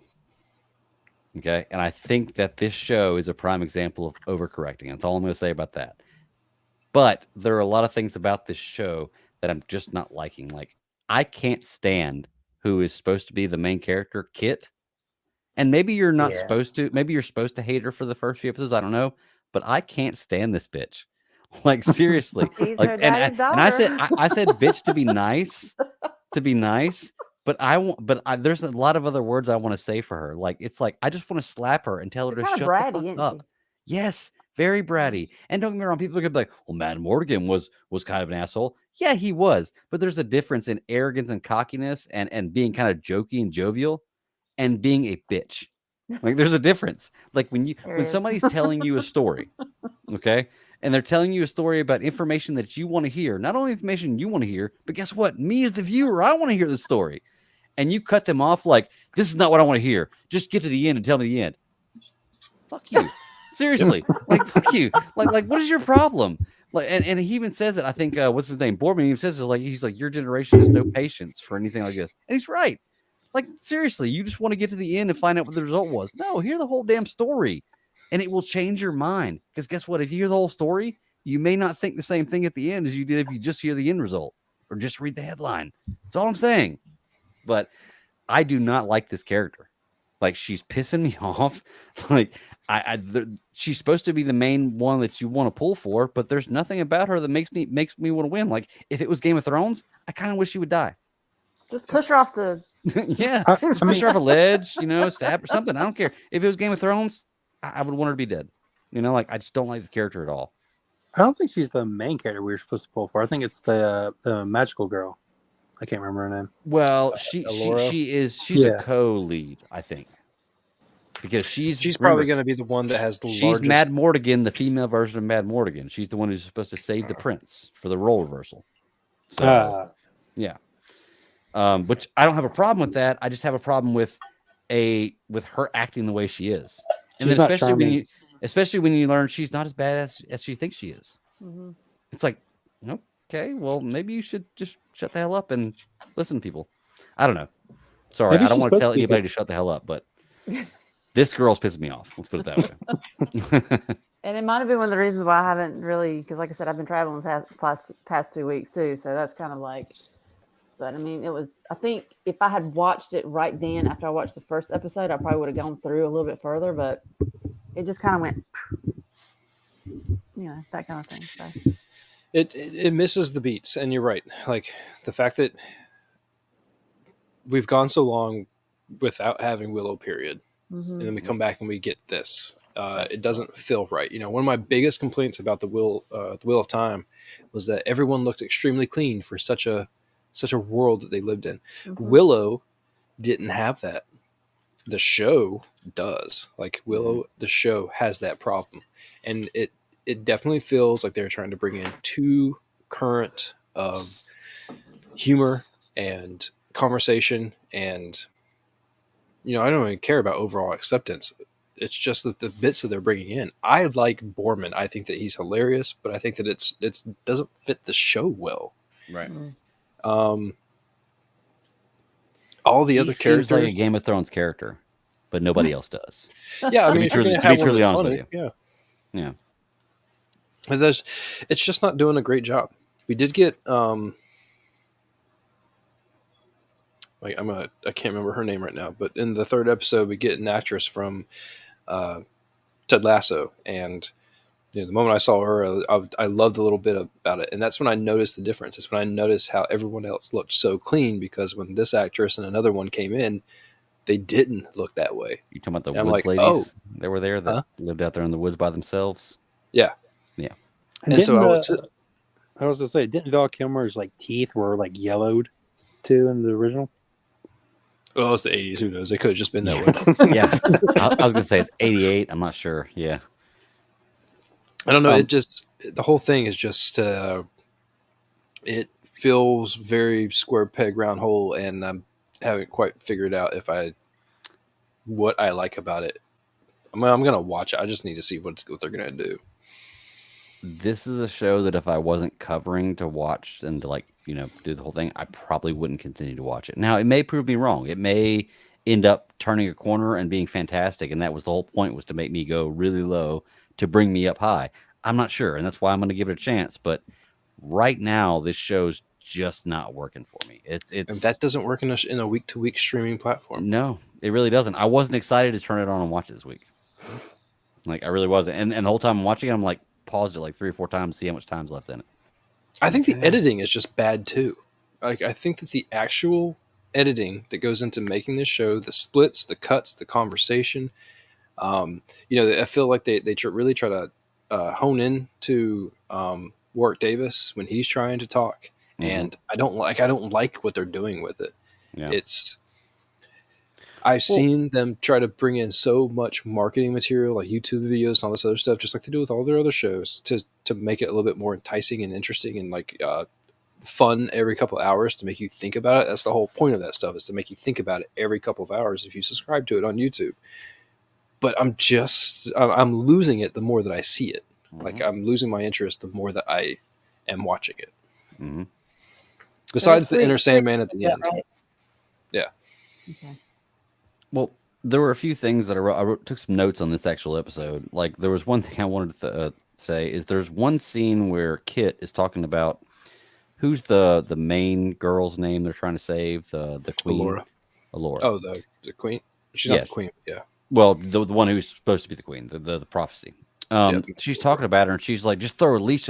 She says, throw a leash on that chit, CHIT. Yeah. I don't know if the subtitles misspelled shit or misspelled chick. I'm not sure, but either way, throw a leash on that chit already. And I was like, wow. If a male said that in any kind of show, that would be looked at horribly. But she's just saying, throw a leash on that bitch, basically. You know? Yeah. It's like, well, basically, chit is kind of just referring to like a young, inexperienced girl. Okay. That's pretty much what that means. Because it's like if you read a lot of and that's not the only meaning for the word because it's used in many different things. But yeah, exactly. But I mean, I think in this is probably is derogatory too because really it's not a good word. You know, but I mean, it's not mean well. It's it's just like it's like it's kind of like when I look at my daughter, it's like, look, little girl, who do you think you're talking? Right. That's kind of the inference that you're getting. Mm-hmm. So because that's a lot. I think trying to think like older literature, that kind of thing. You would see that term every now and again. So okay. Well, Greg, you're in the military. Don't you remember what a bloodshed is? No. Never heard that. No. Well, you'll have to go back and check it out then. Yeah, I'll have to go back. I never heard that one. Yeah. Okay, so there's a scene in this where they're fighting the Ballantine, the commander who's been corrupted, and what's the main character's name? You said his name a moment ago. Willow. I don't know the actor's name is. The guy who plays Willow. Yeah. Warwick Davis. He just throws a smoke bomb. And then, and then all of a sudden, everything just stops and people just disappear and like no explanation or anything. And it's like, what the hell just happened? Like they never say anything. You just throw a smoke bomb, bam! All of a sudden, everybody's gone. I don't like that the kid who's playing the prince who was supposed to marry Kit. Eric, yeah. Who I like the actor. I can't remember what I've seen him in before. He was in. He's been in a few Flash different things. Thompson. He was in Spider-Man. Yeah, Spider-Man. Yes, he was Spider-Man. That right. one. My bad. That's what I've seen him in. Yes. He's also in Grand Budapest Hotel. Okay. Well, there's one scene where he's talking about dark magic, and he's just making a statement of fact, and just putting it. And Willow's like, "Who made you High Alden? How would like?" And I'm like, "Dude, he's not challenging your authority. He's just stating a fact and saying, hey, this may help." And I was like, "Why is he getting so upset about this?" That kind of bothered me. And then the last part was Kit talking about to her girlfriend, talking about, I don't need saving. Bitch, yeah, you do. Because she saved you. You'd be dead if she wasn't there to save you. So yeah, you do need saving. Swallow your pride. Realize you're not as good as you think you are. You're a kid. Listen to adults. And, he's a weird dude. He's a weird dude. Like I said, it's like that first episode, they come walking, finally get across the, what do they call that, barrier? Mm-hmm. And then he's just like looking at a wall and he's just like reading the stuff off of it. Well, it rumbles the first time. Maybe you need to stop reading it. But he just keeps reading it, and then it just goes, I'm like, oh my God. You're That's not when the you brightest bulb in the lamp right here. And then they're walking later, and they get to a point, and like there's the same kind of thing. It's rumbling, and they see the clouds in the background. And Willow's like, in case you didn't notice, there's a portal opening up over there. And it's like, well, dude, you're the only magician. You're the only wizard. Like, of course, nobody else noticed that. Thanks, asshole, for treating me like that. But no, I didn't. For my next trick, I'm going to make you use your eyeballs. Yeah, you want to continually tell me how stupid I am for not noticing this shit, and then as soon as it comes up with something that I shouldn't know, you're going to get on me for not knowing it. Like, dude, come on. The dialogue's not working for me. Let's put it this way. I'm not enjoying the dialogue in this show because it seems very choppy. It seems very we're trying to do one-liners and this and that, and it's like, well, I'd rather just have a good story. My question is, I still wonder why bring this series to light? Why? That's a great question. It really is. Because literally, like you said, the movie came out in late 80s. 88. And I mean, it does have some sort of following, but I didn't realize it would have that much to where they want to develop another, unless you had someone like Warwick Davis that was like, hey, I want to make this. Let's do this. That's the only thing I can think that it's like, someone pushing it, because otherwise, I don't know, unless I'm like totally missing something, but it just seems kind of out from the left field. Well, I was asking, like, what is the budget of this? I asked that last week. I still don't know. It's Disney, so it's probably that infinite symbol. Yeah. Well, it's like whatever they need. Budget's lower. They're probably going to do another season or something. I don't know if after the reviews of this, they're going to do another season, to be honest with you. Like, I don't know what their mindset is with it, but I don't think this show is going over very well with a lot of people. I know it's not with me. I haven't seen and I haven't seen a lot of people that are like, you got to see Willow. It's amazing. So I don't know if this show is going to make another season or not. I mean, once again, Disney has unlimited money, so they can do another season if they want to. It doesn't matter. But that's another thing too. I mean, if you think about, even if you're not into that world, it still should be a good show that anyone can say, hey, this is kind of cool to watch. It's kind of like Andor. Not everybody, that's a diehard Star Wars fan, or people that aren't diehard Star Wars fans, they still like it on a certain level. And I mean, I don't know. Has anybody really said that about, you're not really talking that much about Willow. Right. Well, my question is for everybody is, does it feel rushed? Like, does it feel like when they're going into stuff, like, I don't exactly know what your purpose is, and it seems like you're already past where I should understand it, and I can't catch up because I just, they're already, like, it feels, they're already 3 episodes in, they're already to a point where they're going into this portal or whatever it is they're going. I'm not sure what's going on. Like, they're racing too fast, I feel. That's why the editing is a problem. Yeah, I think the editing is a problem because of that, and I think it's just like you said with the dialogue, the writing. Maybe it's the takes that they're choosing to actually, put onto the screen. Maybe the stuff on the floor is actually a lot better than what they have. I don't know who's piecing it together. There's too many factors in this that aren't meshing very well, and I think that's the problem. Yeah, you don't have good cohesion for a show. It feels like it's trying to be Lord of the Rings. It feels like it's trying to be a little Game of Thrones-ish, like it's trying to be a little this, a little that, and it's a lot of nothing is, what it comes out to be. Andor was guilty of, only because you brought it up, Sarah, it was guilty of really not being the thing that casual Star Wars fans would want to watch right off the bat. Time will tell with that, whether or not people are really interested in it. I thought it was a fantastic show.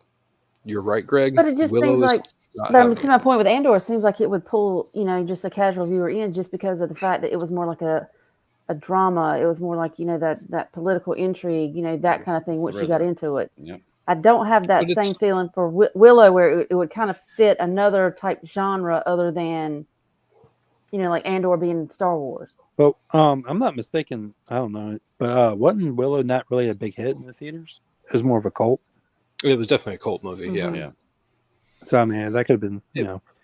It fell in a gap of the movies that were coming out were nothing like it, and so it was very much a cult following because it really started to pick up with the TV crowd once it was able to come out for VHS and to be on TV and home entertainment. That's when it became the big thing, as most cult flicks do. But the vibe of Willow is not the same. Right. And with them trying to tell a new story, it is not picking up very well from where Willow left off. And I'm not saying that, a time jump is perfectly acceptable. It's necessary, in my opinion, to make Willow work. But the time jump isn't the problem as much as it is what they're giving you on screen. Right. Look, I went back and actually watched the original movie before I started watching the series, because I'm not going to lie, it's been 25 years since I saw this movie, probably, like, to be honest with you. And I can say that because I'm 38 years old. It still makes me kind of a teenager. It's terrible to think about. But when I watched the movie, like, Ashley was sitting next to me watching it, and I was like, well, I got to watch this because I got to see what's going on for the show. And she kept picking on it. And she was like, really? This is what you're watching? I'm like, baby, it's 1988. It's 1988, okay? Like, you got to remember that. Now, growing up, give me Top Gun. I remember watching this movie growing up and absolutely fucking loving it. I love this movie. You can ask my little sister. I used to pick on her all the time with the whole Willow thing. And like, if I said it right now and called her, she'd be pissed off. But like, and as I watched it as an adult, like 25 years later watching, I'm like, I see why I love this movie when I was 10. Yeah. But now, even though I think if they remade this movie and read it like with the same story and just updated the graphics and everything else, I think it could be a good movie, but it would not blow me away because I'm smarter. I've watched more movies. I have a little more depth in what I'm looking for with storylines. This movie held up because of nostalgia. Yep. But it's not a movie that I would tell somebody, if you haven't seen Willow, you've got to go see it. Well, and the same way with the show. I'm not going to go tell somebody you've got to go watch this show. I've only watched it about a month ago, so The actual movie? like, yeah. Okay. So I was like, I love this movie. All growing right, up. it's cool. Yeah. That was your first time watching it? Yeah.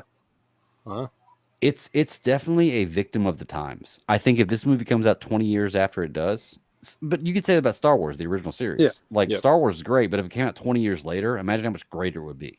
But I thought You the know? props and like everything around the movie was awesome. It still hold up. Like, but it's just the movie itself. I was like, it's pretty cool. It was different. There wasn't a whole lot that was like it. You know, it wasn't as groundbreaking as like, I don't even want to say that like Highlander was that massive, but a lot of people loved the difference of like something like Highlander coming out and what it did for like the world of sci-fi. Willow was different. I can't say that it changed sci-fi, but they definitely tried to push the limits with some of the effects. You know, you make small people, you make lightning, you make all these little things that come to life in Willow, and it makes it interesting. Nowadays, you've seen that plenty of times. Like you said, Yeah. Probably the reason is just like you explained, Greg, is that your bar is raised, so this may not be for any of us. Mm-hmm. Right. And if I saw like when I was a kid like Greg, I'd probably be way more like into seeing this show. Yeah.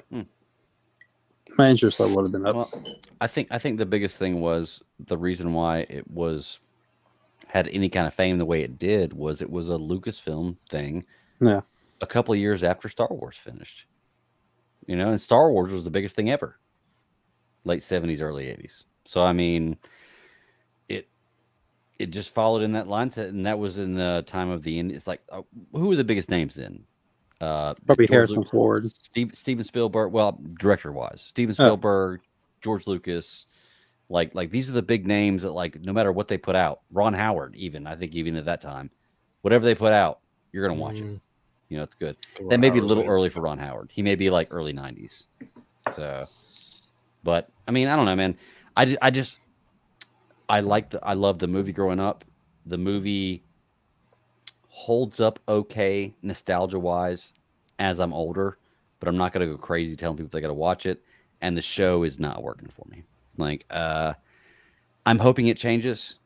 Maybe it will. I haven't seen anything really fantastical yet, or anything that would make me, get past this crappy dialogue and subpar acting.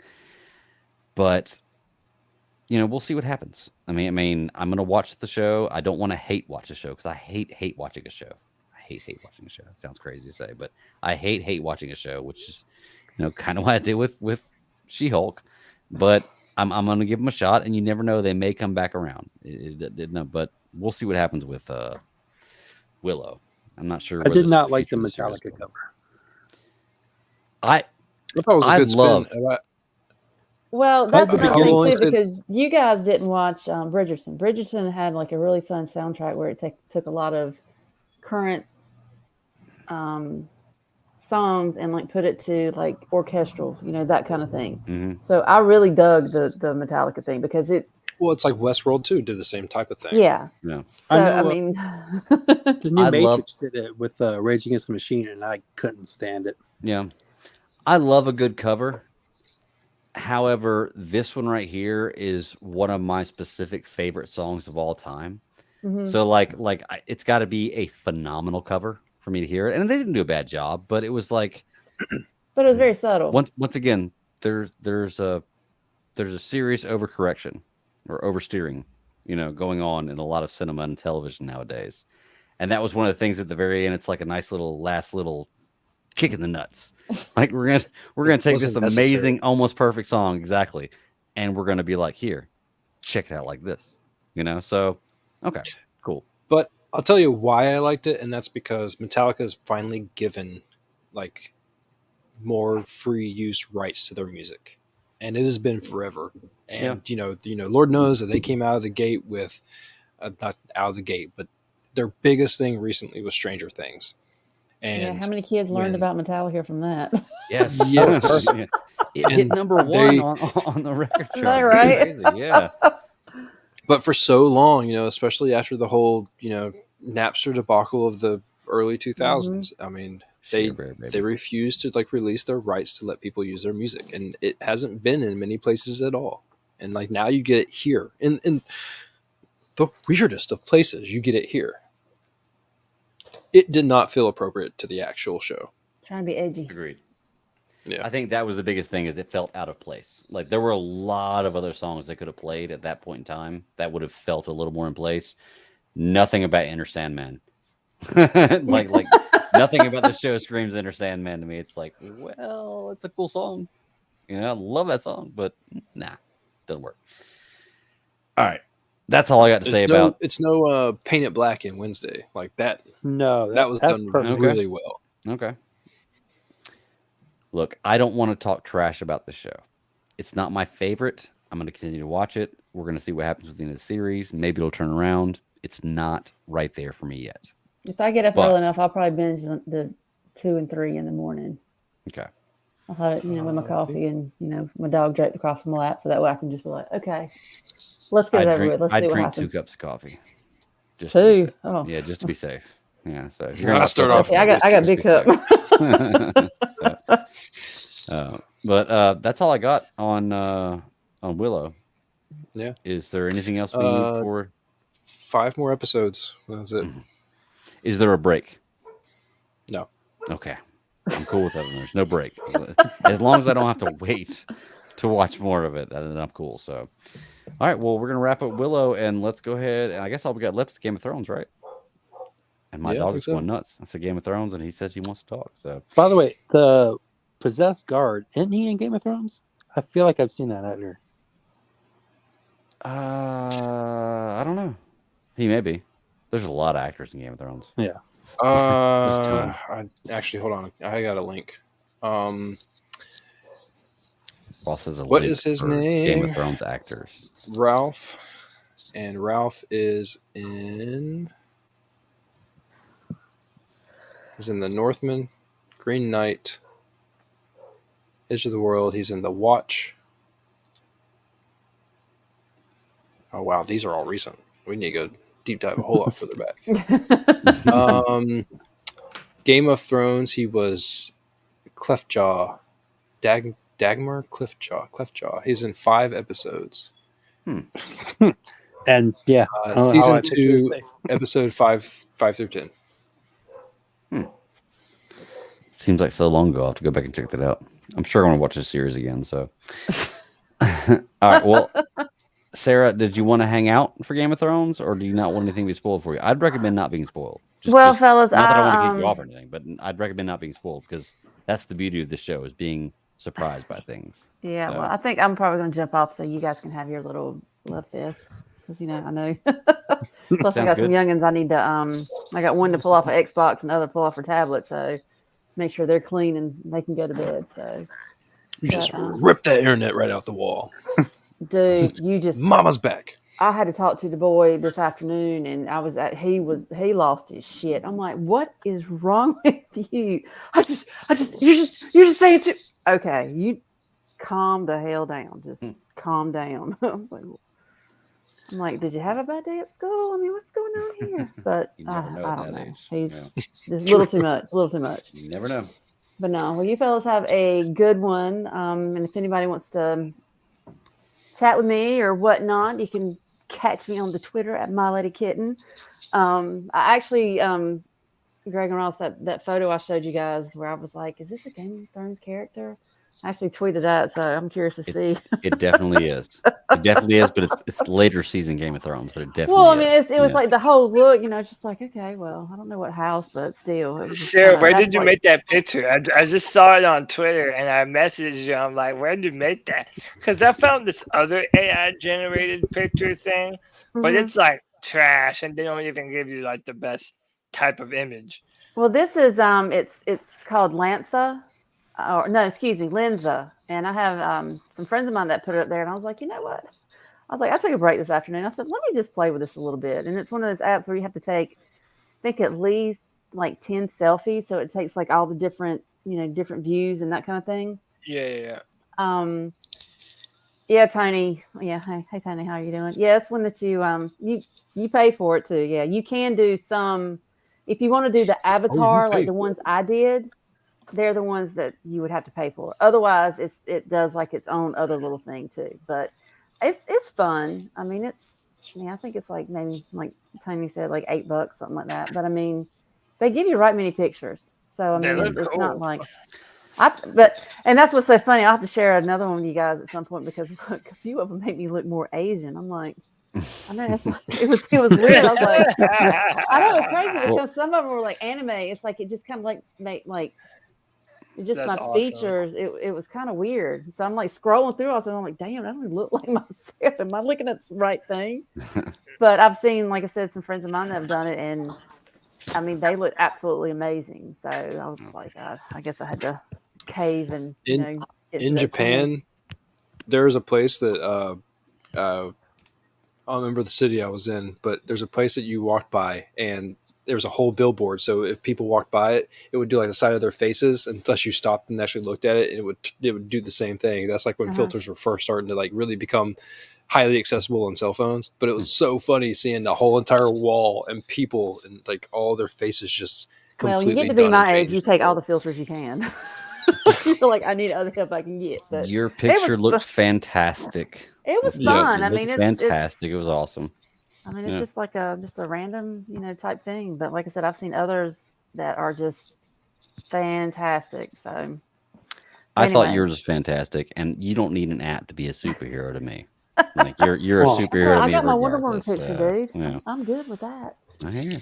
All right, fellas. Well, y'all have a good one. Enjoy your chat, and I will catch you guys next week. Definitely, I appreciate it. Bye, guys. Later. Oh, winter is here. Man, technically, you're not wrong. Technically, I'm not wrong. Yeah, it really is. Look, I have been waiting to talk about Game of Thrones forever. Look, I thought I was going to have the entire series finished by now. However, now that my wife is into it, I've had to watch. I can't watch without her. So I have 3 episodes left. I'm almost there, but I have enough where I can really talk about it.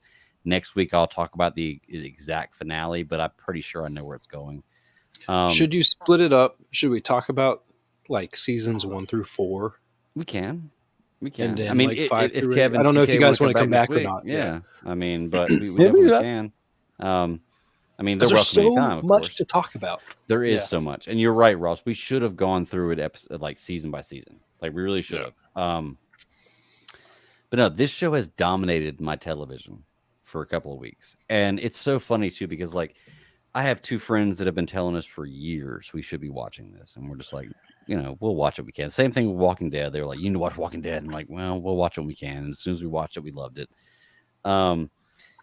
But now that we've watched it, we can have conversations with them about it. We can do all kinds of stuff. My wife, who didn't watch, because I got into it because I watched House of the Dragon. I started with House of the Dragon, then I read Fire and Blood, then I watched Game of Thrones, and I'm reading Game of Thrones right now as I watched it. So, like, that's how I got into it. My wife started watching Game of Thrones with me. Now she's totally hooked on Game of Thrones, and she went back and wanted to watch House of the Dragon. Well, the other day, I'm at work, and she texts me, and she's like, I'm going to go and start watching House of the Dragon. You've already seen it. Do you care? Because, now we're in this, if you watch it without me, it's kind of like cheating. So no, I was like, no, go ahead. You can watch it. My poor wife accidentally watched the finale first. What the fuck? And she thought it was the first episode because when it was because you had already watched it. Because I'd already watched it. Exactly. So she went on my profile and she messaged me and she was like, wow, this first episode is intense. There's a lot going on, and then she texted me, told me a few minutes later when I called her, she was like, yeah, I watched the last episode first, and I was like, oh no, you poor thing. I was like, you'll still love the rest of the show, but man, you just really, really ruined it for yourself. It could be Now- like one of those movies, like where they show the end first. Tarantino Right, it. exactly, Yeah. yeah. Tarantino. So she's still gonna like it, I'm sure. But the thing is, I told her, I was like, well, I've already read the books, so like I already know. I'm already spoiled for what happens on the next season of House of the Dragon. So Oh, you're never spoiled Like- until you see it. that's true. That's true. But I felt so bad for her when she said that, and I was like, oh my gosh. I was like, I'm like, I wish so bad. So now we're gonna start the first episode. I think when she probably gets home. Well, it depends on when she gets home when we know this, but she's totally into it. I'm totally into it. I've got to go back and really think about re-rankings of shows, but this may be the best show I've ever watched in my life. Well, you gotta finish it. I've got to finish it. You're right. And I will say, Ross, you told me when I was going in, enjoy it because you only get this first time experience once, and you're right. Like, I'll go back and watch it and love it after this, but I know what's going to happen. Like, I know the Red Wedding. I know the Battle of the Bastards. Like, I know this shit now. I know exactly what's going to happen. So it's not going to be as surprising. And I will say, I've noticed kind of a drop off of writing and things that are going on in the last few seasons, which I've heard a lot of people complain about. And I knew that going in, and I was hoping that it'd be something like I didn't care about, because I've had some people at work tell me that the last 2 seasons are their favorite 2 seasons, you know?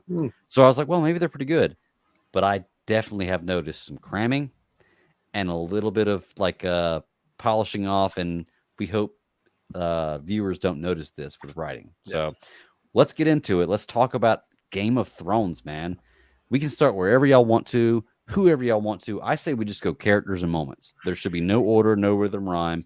Characters and moments. Me and Nathan talked for like 2.5 hours, like 3 times for like the last 2 weeks about this. So I know if we just go characters and moments, we'll have some good stuff. So, Kevin, I'm going to start with you, buddy, because you love Game of Thrones and you wanted to come on this show specifically to talk Game of Thrones. I know, Cody, you did too, but you've been on here before. So, Kevin, start me off, man. Game of Thrones, character or moment? I don't care. Let's talk about it. Well, the moment that always caught my eye was the first episode where he pushes the little kid out the window. Right then, I was like, he says what the line. Yeah. The things you do for love. And I just remember watching it and being like, what the hell happened? What's this show? I was hooked after that show, after the first episode. I mean, I just had to watch it. And then Peter Dinklage, I thought I was going to hate this character, and I ended up being one of my favorites. Totally.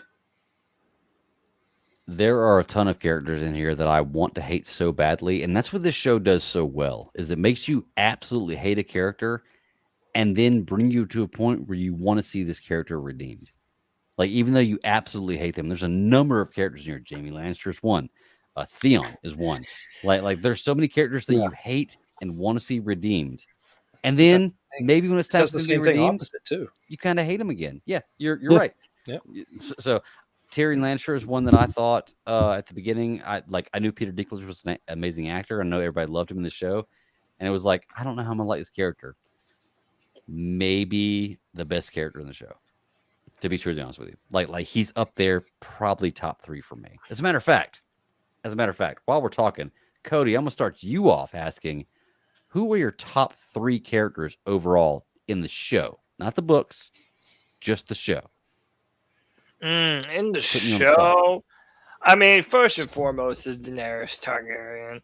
Daenerys is just like she's a.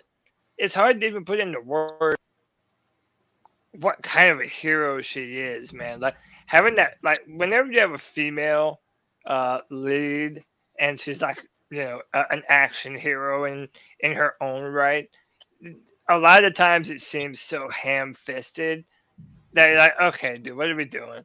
But when it comes to Daenerys and her being the mother of dragons and just everything that show was able to do with her character early on, like, dude, I still get fucking goosebumps when Darren asked to pour, and she's like, fine, I'll sell you my dragon for your Unsullied. And all of her advisors are like, what? No, you can't do that. And she just looks at him like, just shut up and follow my lead. And then she finally gets control of the Unsullied. gives over the dragon, waits until the Unsullied is like firmly in her control, and then she's like, kill the masters. Turns and looks at the guy, Dracarys. And by the way, did you see how cool that word is now? Dracarys. Oh Like, now, yes. do Oh like, yes. if you first found it or heard it through House of the Dragon, yeah, it's cool. But when Daenerys burns some motherfuckers alive with her dragons saying that, dude, that is to me one of the best moments in the history of television, like bar none. And everything that she means to that story, you can say that A Song of Ice and Fire is about Daenerys and Jon Snow, her being the fire and Jon Snow being the ice, you know. But dude, her character is just incredible from top to bottom. Uh, Okay. and then number you said three, so Tyrion Lannister. Um, you mentioned the writing in the later part of the episodes. That's how you know that the writing starts to go downhill, because Tyrion goes from literally one of the smartest characters in the history of television, the most cunning, the most wise, clever, sarcastic, smartass, like a true genius and a true underdog in this world. And then it's like in those seasons, he's just a moron that's like bumbling and forgetting where the enemy ships are and what to do. Like every plan that he puts forth is like a failure, man. And those final episodes are such a uh like it's a travesty to his character, both in the show and the books. And if I had to say number three, you know what? I'll go the Hound.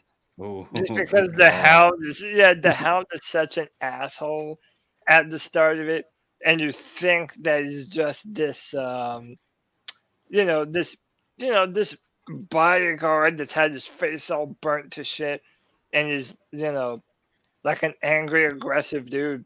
But he goes out of his way to save Sansa. He goes out of his way to save Arya. Then they finally give you the Clegane Bowl at the end between him and Don't spoil Robert. it. Don't spoil it. No, Don't spoil it. Right, I know it's coming though, right, and dude. that is going to be the most That's going to satisfying, be one of the the most toughest part of satisfying this whole things in the show. conversation is that you haven't That is watched going to the be one of the final most 3 satisfying episodes. things in the show. I know it I know it's really coming. is. Yeah. Well, fuck, my bad. But No, you're good. I knew that was coming, so you're good.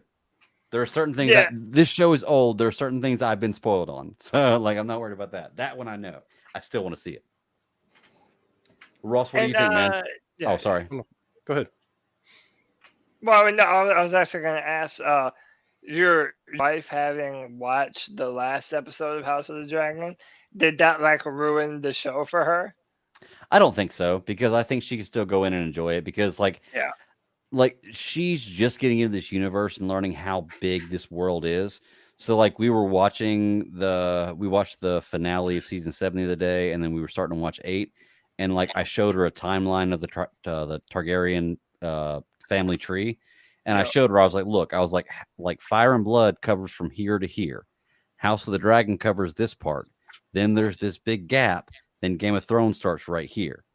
And so when I showed her that, it made a lot more sense, and I think it made her want to be able to learn more about this, because that's the thing. You can just do a little part of this, and if you love a little section of this history, there's so much more already written out there. So much more. It may not be acted out yet, but Yeah, there's yeah. so much more to learn about this universe. So Oh, yeah. I don't think it ruined it for her. At least I hope it didn't, but I know she's still going to watch the series. So, but it Yeah, is yeah. kind of spoilers at the end if you watch the end first. So, Yeah, definitely. what about you, Ross? Top 3 characters? Tyrion, definitely. Yeah. I love the fact that they they put everything on his shoulders when it comes to, he killed his mom, his sister hated him for it, his dad never let him live it down, his brother loved him to death, and even though his brother screwed around with him when he's Jamie Lannister reminds me, it doesn't remind me, but since the things I've seen since Game of Thrones has come out, it's like he's party boy Thor, and until he starts to grow up and realize the person that he needs to be. Right. Tyrion just has that consciousness about him that other people don't have. When it comes to everyone needing to be either a warrior or a farmer or whatever it is, he just happened to be born into the rich family, and he drinks and he knows things. That's right? the thing. He has the Like, best he drinks lines. and he knows things. Yeah. Yeah. I'm with you, bro. I completely side with you, Cody. He fell off towards the end. I hated seeing him start to fall apart. I hate what they left him with at the very end of the show. This is going to be a very difficult thing for me to talk about because you haven't watched the final 3 episodes. But I know, man. They just didn't do him justice in the end. They didn't do a lot of people justice. That's what I heard. Is they don't tie up a lot of ends. Like, they just don't get it. There's no nice bow. It's hard to do. Plenty of shows that I've watched have not given you the ending that you wanted, but they need to give you an ending, and it's up to you whether or not you like it. Jon Snow is definitely my next one. There's something about his, not even his do-good attitude, is the fact that he turned the situation that he thought to be true his whole entire life into something fantastic. He became the Lord Commander of the Night's Watch super fast. He was willing, he had the empathy to actually see what was going on with the wildlings. And as much as he was a watcher on the wall, he still saw the other side of the argument. He was always there to be the person that spoke truth and honor and everything else. He stood by his guns to the very end. Yeah. I hated the way that he ended his story too. I hated the fact that he wasn't given the, I don't want to say he wasn't given, he didn't take the opportunity to turn the 7 kingdoms into what they could be. The yin to that yang, or yang to that yin, has got to be Cersei. And I'm only going to say this because of the character herself. She was pure freaking evil. She was the exact opposite of Jon Snow. Anywhere that she got an in, and I'm not for characters like that. She riled me up so much throughout this whole entire show. And every little bit of it bothered me because every time you thought that things had slipped past her grasp, she went crazy again. And to me, you can say what you can about the actress. You can say what you can about the character, but the whole entire thing was, this whole entire show circled around the fact that the throne made you do stupid, crazy things. Mm-hmm. The people that didn't want it and the people that couldn't handle it always fade off into the past. With Robert Baratheon, being a drunkard who loved a whore, he never cared about ruling. And the more that you find out about it, was, yeah, I forgot how hilarious he was. But there's just, it's when you start seeing, Daenerys, and you start seeing Cersei, and you start seeing even more people that are trying to go after the throne, because even Littlefinger, all these the things that people are willing to do. Cersei is the absolute worst. So when I say favorite 3 characters, she's only my favorite because of how bad and evil that she really is. I'm glad you said and that. When she died, I didn't care. Glad you said that. It's all good. I know she does too. It's all good. I felt bad like when she was walking in the street. Start walking the streets, I felt really bad. Yeah, the walk of shame was pretty crazy. I should not feel bad, but I did. See, I never really felt bad for Cersei. Like, at the end of the day, Cersei just always rubbed me the wrong way. Like, she's such a vicious cunt. I never could, and yeah, the phase of middle, when they're shaming her, another part of it is, I think we have all known, religious psychos in our life that, cling too hard to certain religion type things. And they are, the people that were essentially doing that to Cersei, it's come on, dude, these freaks and bozos, they're clearly not in it for the good of anyone else. Oh, yeah. But she empowered them. Yeah, 100%. And that's a lot of the point of that arc is that Cersei and Tyrion made a point of earlier in the seasons that Cersei thinks that she knows what she's doing. Like she thinks that she's Tywin Lannister, but she's nowhere near Tywin. Like No. not even Not at all. not Tywin's even not emotional. close. Yep. Yeah, You're and a psychopath. now Jamie is the opposite. Jamie And at the that's end the of the beautiful. show, Yeah. yeah, you end up feeling for Jamie because you think that he's just an asshole. So he fights Ned Stark in season 1, and he like kills some of his boys when Tyrion is still locked up in the Vale. But at the end of the day, the man cares for his family. You know, when he's in the hot tub with Brienne in that one scene, I think it's like season 3 or 4, and he's like, you know, they make you swear and swear and swear. Swear to your brother, your father, to your king, and to serve all of them honorably, and to never do this and that. And it's like, you understand the weight of the world being on his shoulders. Also, the fact that he was the one that stopped the Mad King from burning King's Landing alive with wildfire. Oh. You know, so now that makes him even more of a hero than you ever looked at him before.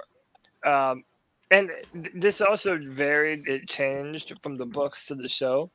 But also Jamie being one of the ones that like helped him get out of King's Landing to help escape.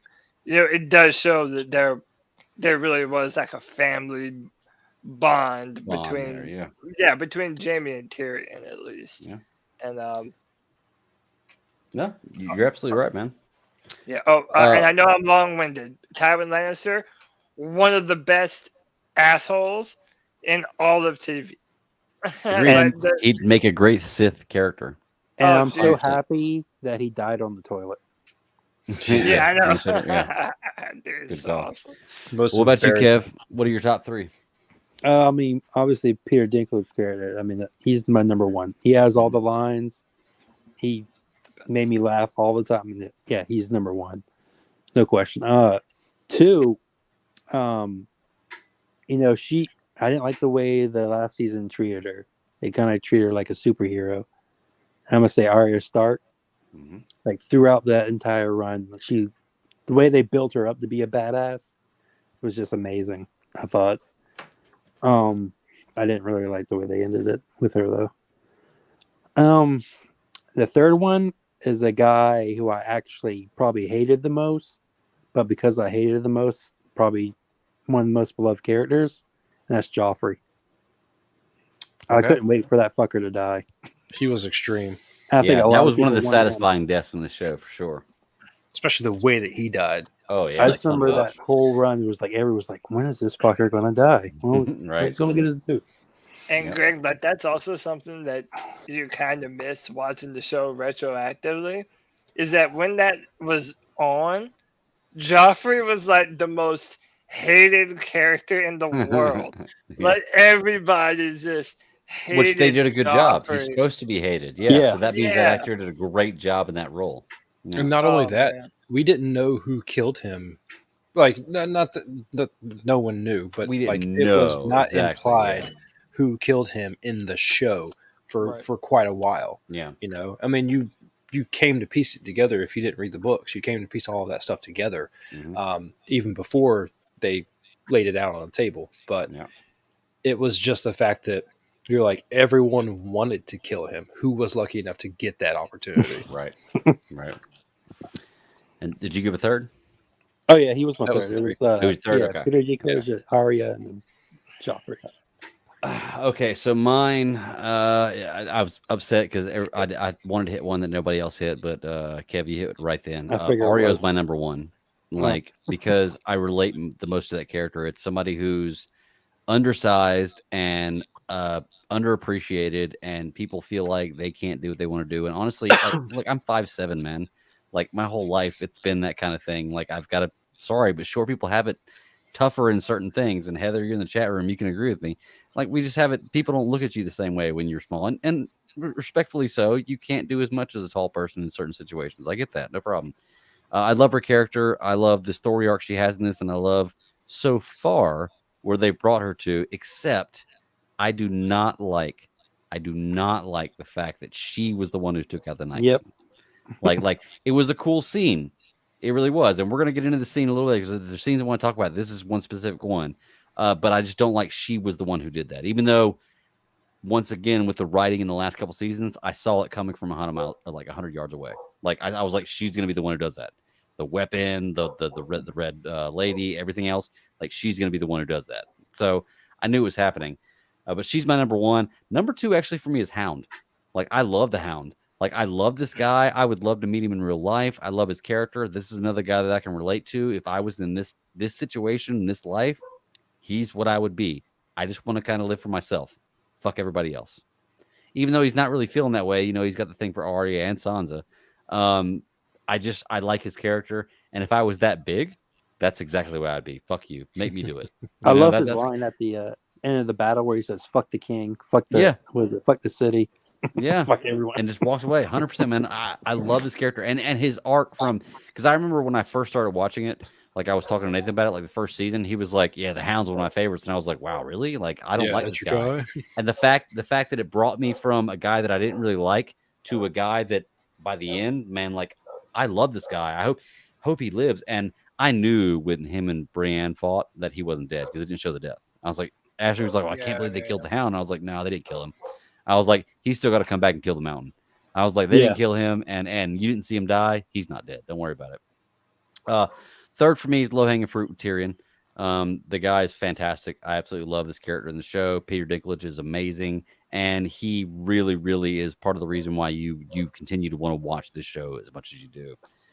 I will throw some different ones in there though that are like definite. What's the word for honorable mentions? Yeah. Brienne of Tarth. That character is amazing. The arc for that character is amazing. I love her getting knighted right before the long night. Like I love, her, she hooks up with Jamie. Cool. Whatever.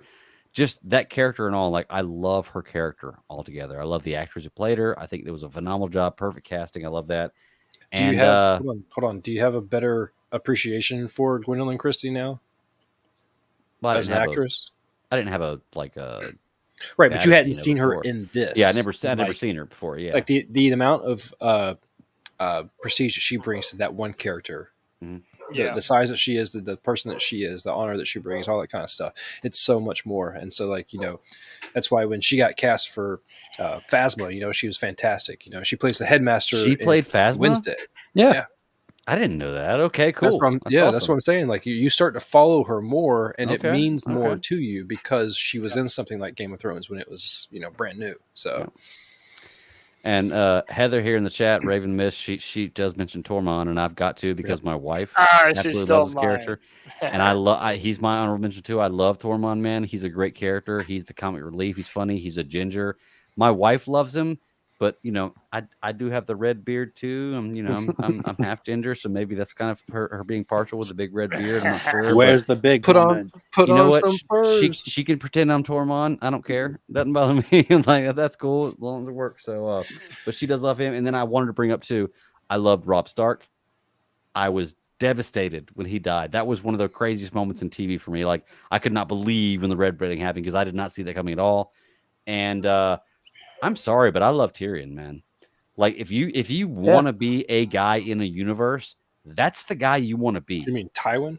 Tywin, yes. I'm sorry, Tywin. The dad, yeah. That's the guy you want to be because like he controlled everything. Like he was the king. He had everything he wanted under his thumb. Even though his king to bed. Yeah, exactly. Yeah, this guy was the guy that if you're in this universe, you want to be. Like he is 100% in charge. That he made. He's like, now all the small council meetings are going to be in the Tower of the King or Tower of the Hand, and then all of a sudden, like he's requesting all these people show up, but then he's showing how busy he is by constantly writing stuff down. And then who does that shit later on but his daughter? Whenever, he calls, what's her name up there from Highgarden, like, you want to come and talk to me? Come and talk to me. I'm going to sit here and write the whole time because I'm important and you don't mean shit. I do love the fact that he's all about honor and family legacy, yet his his son and daughter are known for fucking each other. Yeah. His son's a dwarf. His son's a Kingslayer, but he's all about like legacy. Well, the facade. Yeah. So, okay. So we did favorite characters. Let's talk about scenes because there are things I want to talk about. That's what I've seen so far. And let me just go ahead and get out there. Like I said, the last few seasons I can tell are a little rushed. There are some things I see that I'm like, well, why didn't they just do this instead of doing this? And doesn't make sense. Like, just for instance, so Jon Snow and his group go beyond the wall to capture one of the dead soldiers, whatever you want to call him, right? He tells Robert Baratheon's son, I can't remember his name, but I remember it's Robert Baratheon's son, Gendry, to run back to the wall, which he does in an hour, which took him 4 days to get there. Yeah, so dumb, dude. Yeah, he runs back to the wall. Send a raven, which would have taken 3-4 more days, to Daenerys. No, bro, they got 5G ravens. It's fine. Yeah. Then have her You're fly already picking up past on the one wall. of the main problems is the pacing is so And I saw bad this and I in was like, seasons. what the hell is going on with this? I was like, wait a second, there's no way she would be there right then. And then later on in the series, like 2 episodes later, they're wanting to go up north after she's rescued them. And she's like, well, I can't fly a dragon up north. I don't want to look hostile. I'm like, bitch, you just flew a dragon up north. Like, they had to see you fly that dragon over the wall to go save Jon Snow. So, like, you just flew a dragon up north. Why would you be afraid to do it now? And then when you get there, true, but then when you get there, you're just gonna bring your dragons up and scare everybody anyway. So what difference does it make? Like, just fly your damn dragon up there. Like, there's little things like that I was seeing, and I was like, there's a scene where what's his name, Theon, which, by the way, I still can't tell if I like Theon or hate him. To be truly honest with you, even after I've seen what happens to him, I still can't tell if I like him or hate him. There's a scene where Theon's like wanting to go back and save his sister, and he's fighting a guy who doesn't want to do it because it's like, well, you didn't do it before, you can't do it now. And he's fighting the guy, and this guy is whooping his ass. I mean, whooping his ass. Then he kicks him in the nuts and realizes Theon doesn't have nuts, and they stop fighting and they look at each other. Then he kicks him like 3 more times, right? Like, look, even if you don't have nuts, if you get kicked 3 times in the crotch, it's still going to hurt, okay? And then I've seen girls go down from a cunt punch. That shit don't work out very well. Exactly. A clam kick. Yeah, exactly. Yeah. After that, Theon punches him 1 time and the guy goes down. Like 1 time and the guy goes down and he beats his ass. And I'm like, that's not very well written because there's absolutely no way he wins this fight, you know? But it's for the story and I get it. Also, Theon at the end fighting off like 97 dead soldiers. Yeah, like, White Walkers.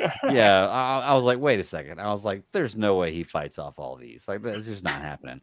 That night, I didn't like the very end of how they make this big deal about the White Walkers, but you literally see the White Walkers for maybe 7 total minutes of this entire show. Like maybe 7 minutes. They make a big deal about them. They're walking up slowly after their army's gone through. The Night King's in front of them.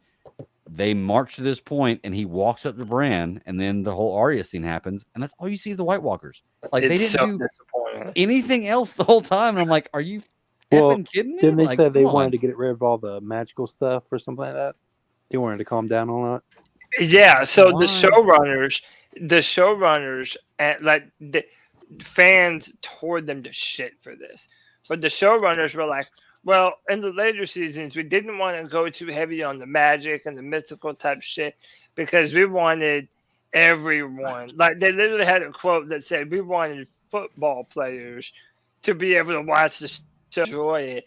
Like, basically seeming to imply that once you go to fantasy, that you're going to lose the interest of the fan base that you've built up, which is such utter bullshit. It's Brian Burns, baby. Yeah, dude, it's one of the biggest letdowns in the history of written television. Like, you have this incredible show, you have these incredible moments. Like, dude, Hardhome, I think it was in season 4, where Jon Snow finally sees when, you know, the Night King lifts his hands at the end of that big, and they all just get back up, and John's like, oh shit, dude, this is not about to be a good time. Like you have that moment, and then to not pay off a final battle between Jon Snow and the Night's King, to me Yeah. is just bullshit. That Yeah. was Jon's battle to fight. He was cowering behind the skeleton, or he was trying to prevent one of the dragons from burning him alive, the undead one. Which, while by the way, Arya- Targaryen fire doesn't hurt him, right? well, and it's I mean, And he kind you of know, stood like, up to it, like, just kill me already. yeah, yeah, it's so dumb. And by the way, like this is all non-book material. Like, right. and, Because You can isn't the tell. Ice on You can Fire tell about that Jon moment. Snow? Isn't that song yeah, of well, Ice on it's Fire about about Jon Snow? it's about Jon Snow and Daenerys. Yeah, it's about the Targaryens. The whole thing Yeah. is about the Targaryens. But isn't he supposed Well, to be like the prophecy or whatever to kill it? yeah, well, the show really, Ross, I think, yes, definitely Targaryens, but also the Starks as well. Because it's that thing like with the song of Ice and Fire, and even the next season of House of Dragon, I think is going to touch on that a little bit more, and even add to the importance of the Starks in Game of Thrones, as it makes you relive their importance. But yeah, I've never been so let down by a moment in TV history, other than that moment when Arya finally did the thing to the Night's King. But, and I'm not going to spoil it, there's a moment worse. And Oh it's gosh, don't tell me coming up. that. Don't tell me that.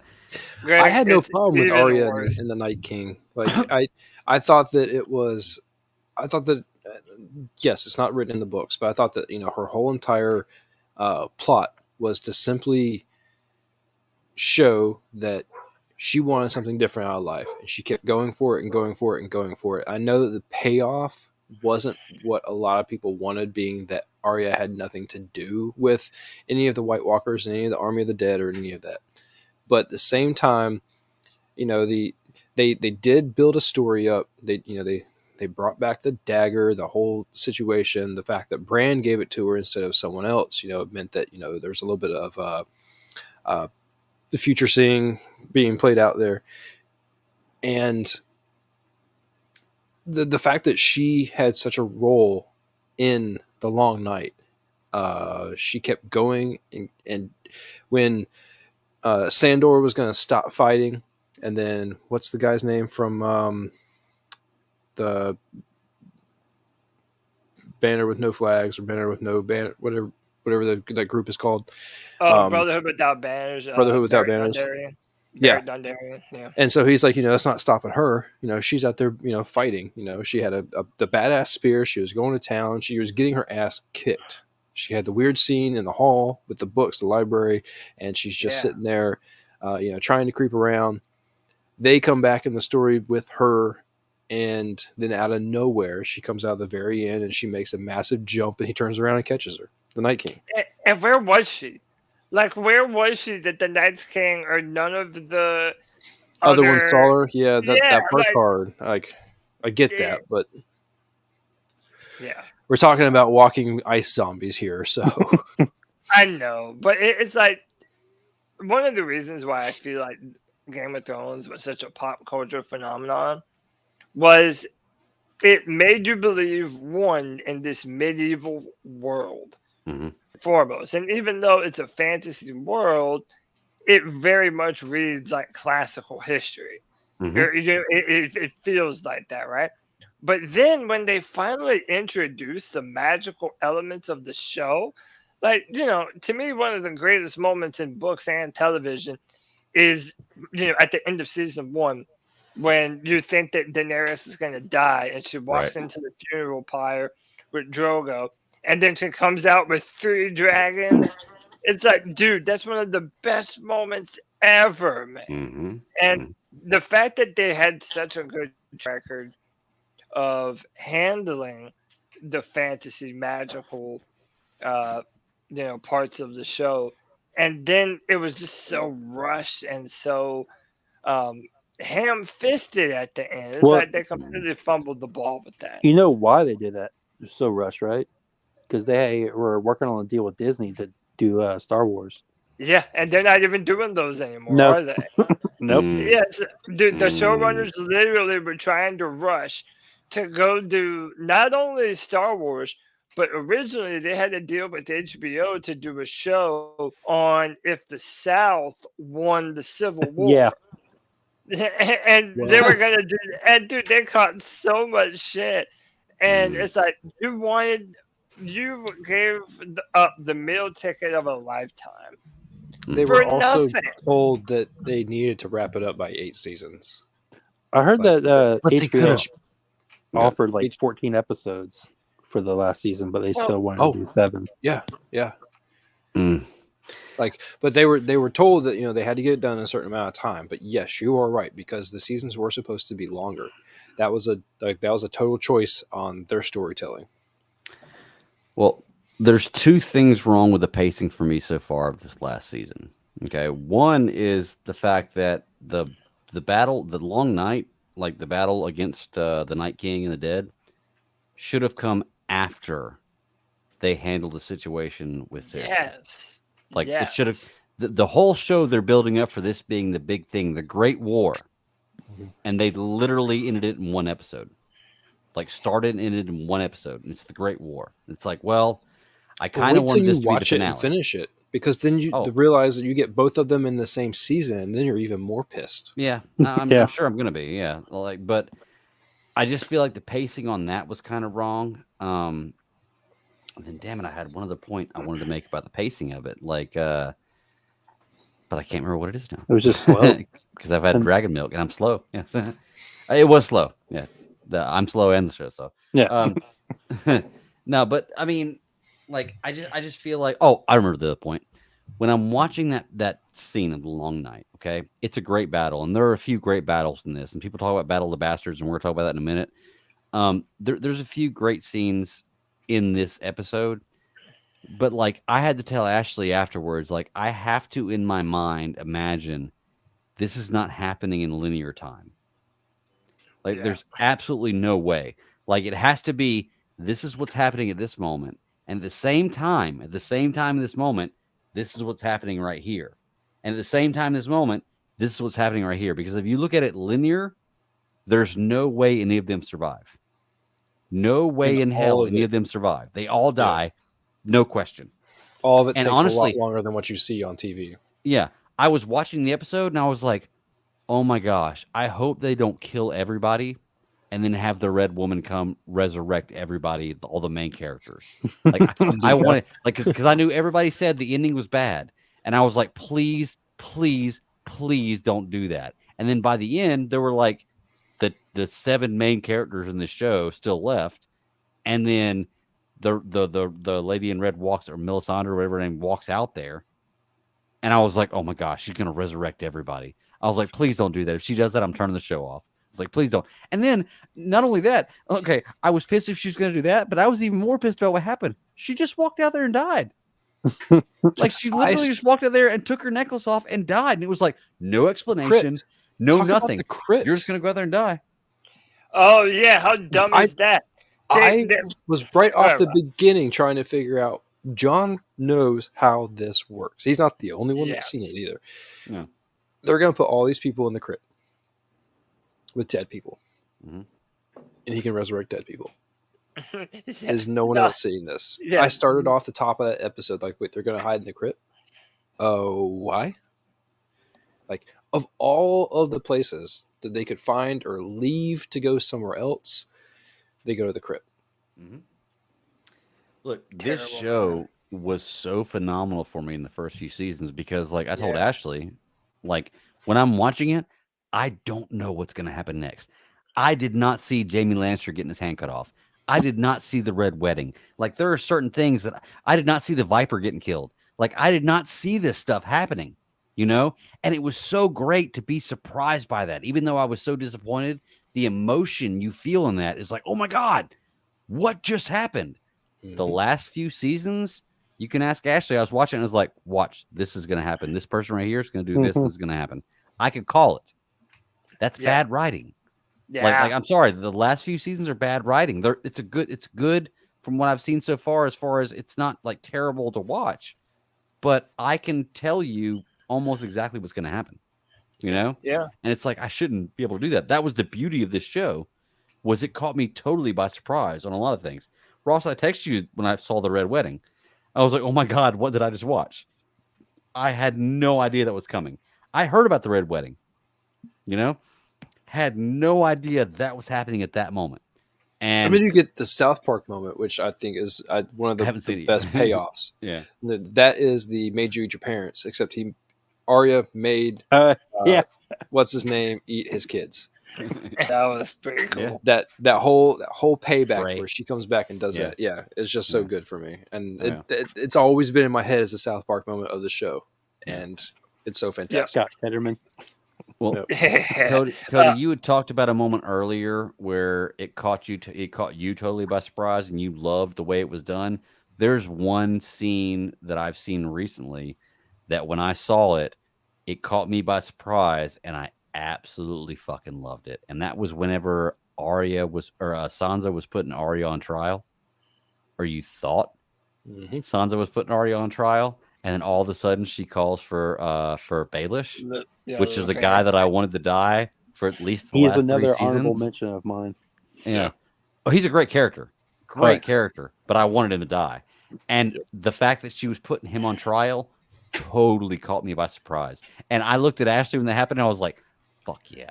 I am so glad that's the way this worked out, because I want things to work out well, and it just doesn't all the time in Game of Thrones, you know? It hardly ever does. The way Arya killed him too, like when he was trying to yeah. get one last word, just nope, Mm-hmm. no more. All I had to think about was like, why do you make my floor bloody? Like, you could take this outside. Why do you do this? Yeah. The guy has to clean that shit up all the time. The one thing that I will say is, yeah, even if you wanted Littlefinger to die, I do feel like he suffered a bit from the same circumstances as Tyrion. Like, clearly one of the smarter characters in the show. Super intelligent. It was the main reason that Joffrey died. You know, He's the reason the whole show's in existence. I know. Yeah. Right. And the fact that he had no idea that Sansa and Arya, two sisters, might work together to fuck him over. It's like, dude, come on, man. And it goes back to that bad writing thing. And to me, it goes to show two things. One, George R.R. Martin is the best fantasy writer of our lifetime. Like, bar none, hands down. I mean, He's also maybe the laziest. Yeah, well, yeah. These both can be true. Yes. The most, the most procrastinatorial, if that's a word, you know. But and also that the writing, you see what happens when you start to let Dave and Dan, the showrunners, write this show. Like, there's so many dumb moments that ruin so much of the character work that had been done for seasons at a time. And it's just so disappointing. And Greg, this is why I'll also say, like, if you're going to get into the books too, you should still feel good, because you're about to get so much of a better story. Like, once you start to see where all of this is actually intending to go. Like, here's another one. Dorne. In the show, god awful. It is so terrible. Like, the Viper, Oberyn Martell was a badass. Everyone loved him. I love the character on the show. Like, I thought he was a badass that's what on I'm the saying. show. Yeah, he's in Gotham. The As Mandalorian. Ra's al Ghul. Yeah, right. The Mandalorian. Yeah. Pedro Pascal, baby. Oh, I didn't even think about that. I was like, where have I seen him before? You're right. That's him. Yeah. Yeah, that's. I only said which characters were in Andor. I didn't say which all Star Wars. That was the There's other a guy you whole were list. trying to get me to say. That was No, him. that wasn't him, but there's a whole list of people. Oh, okay. Sorry. Good. Didn't mean to cut you off. No. And then, like, that the whole Dorne arc in the books is awesome, and it's one of the biggest storylines going forward that people are looking forward to in the next book. But all of the characters are backward. The Sand Snakes were like, when Bronn, that's another honorable mention, by the way. Fucking Bronn is the shit all the time. But when him and Jaime go to Dorne, it's just so bad. And they're like, oh, you have one of the sand snakes calling herself a bad pussy and shit like that. It's just it was very dumb, and it was just kind of pushed into the plot line. Um, and yeah, that part was just disappointing. But overall, most of the characters that are in this show will live with you for a lifetime. Like you will remember the shit that happens between people in this show forever. Did you, Greg? Did you think Jon Snow was actually dead when he first got stabbed? No, because I knew that one, I knew that they were talking about a Jon Snow show, and I knew that Jon Snow that he couldn't have died in season like 3 or 4 when he's one of the main characters. I was like, he's not dead. And I was like it shocked me that they killed him. I was like, but they're gonna find a way to bring him back. the fact that you binged it and then immediately watched the next episode of him coming back at the end it changes everything. Oh, I agree, Because 100%. That was a 100%. showstopper for the world when they killed him. Because that was the end of the season. He died at the end of the season, and you had to wait a year before you found out what happened. Yeah, and that's why I say I could not have watched. Well, I could have, and I would have, but like it would have killed me to watch the show because immediately after that happened, I just turned the next episode on and watched it. I was so pissed when he got stabbed. Watching it in real time, I was like, honestly, at that point, I wasn't because I did not look like a lot of people love Jon Snow, and I get it. He is a good actor. He's a great character in the show. I didn't necessarily like him at the beginning. I like him more now at the end, but at the same time, it seems very kind of cliche.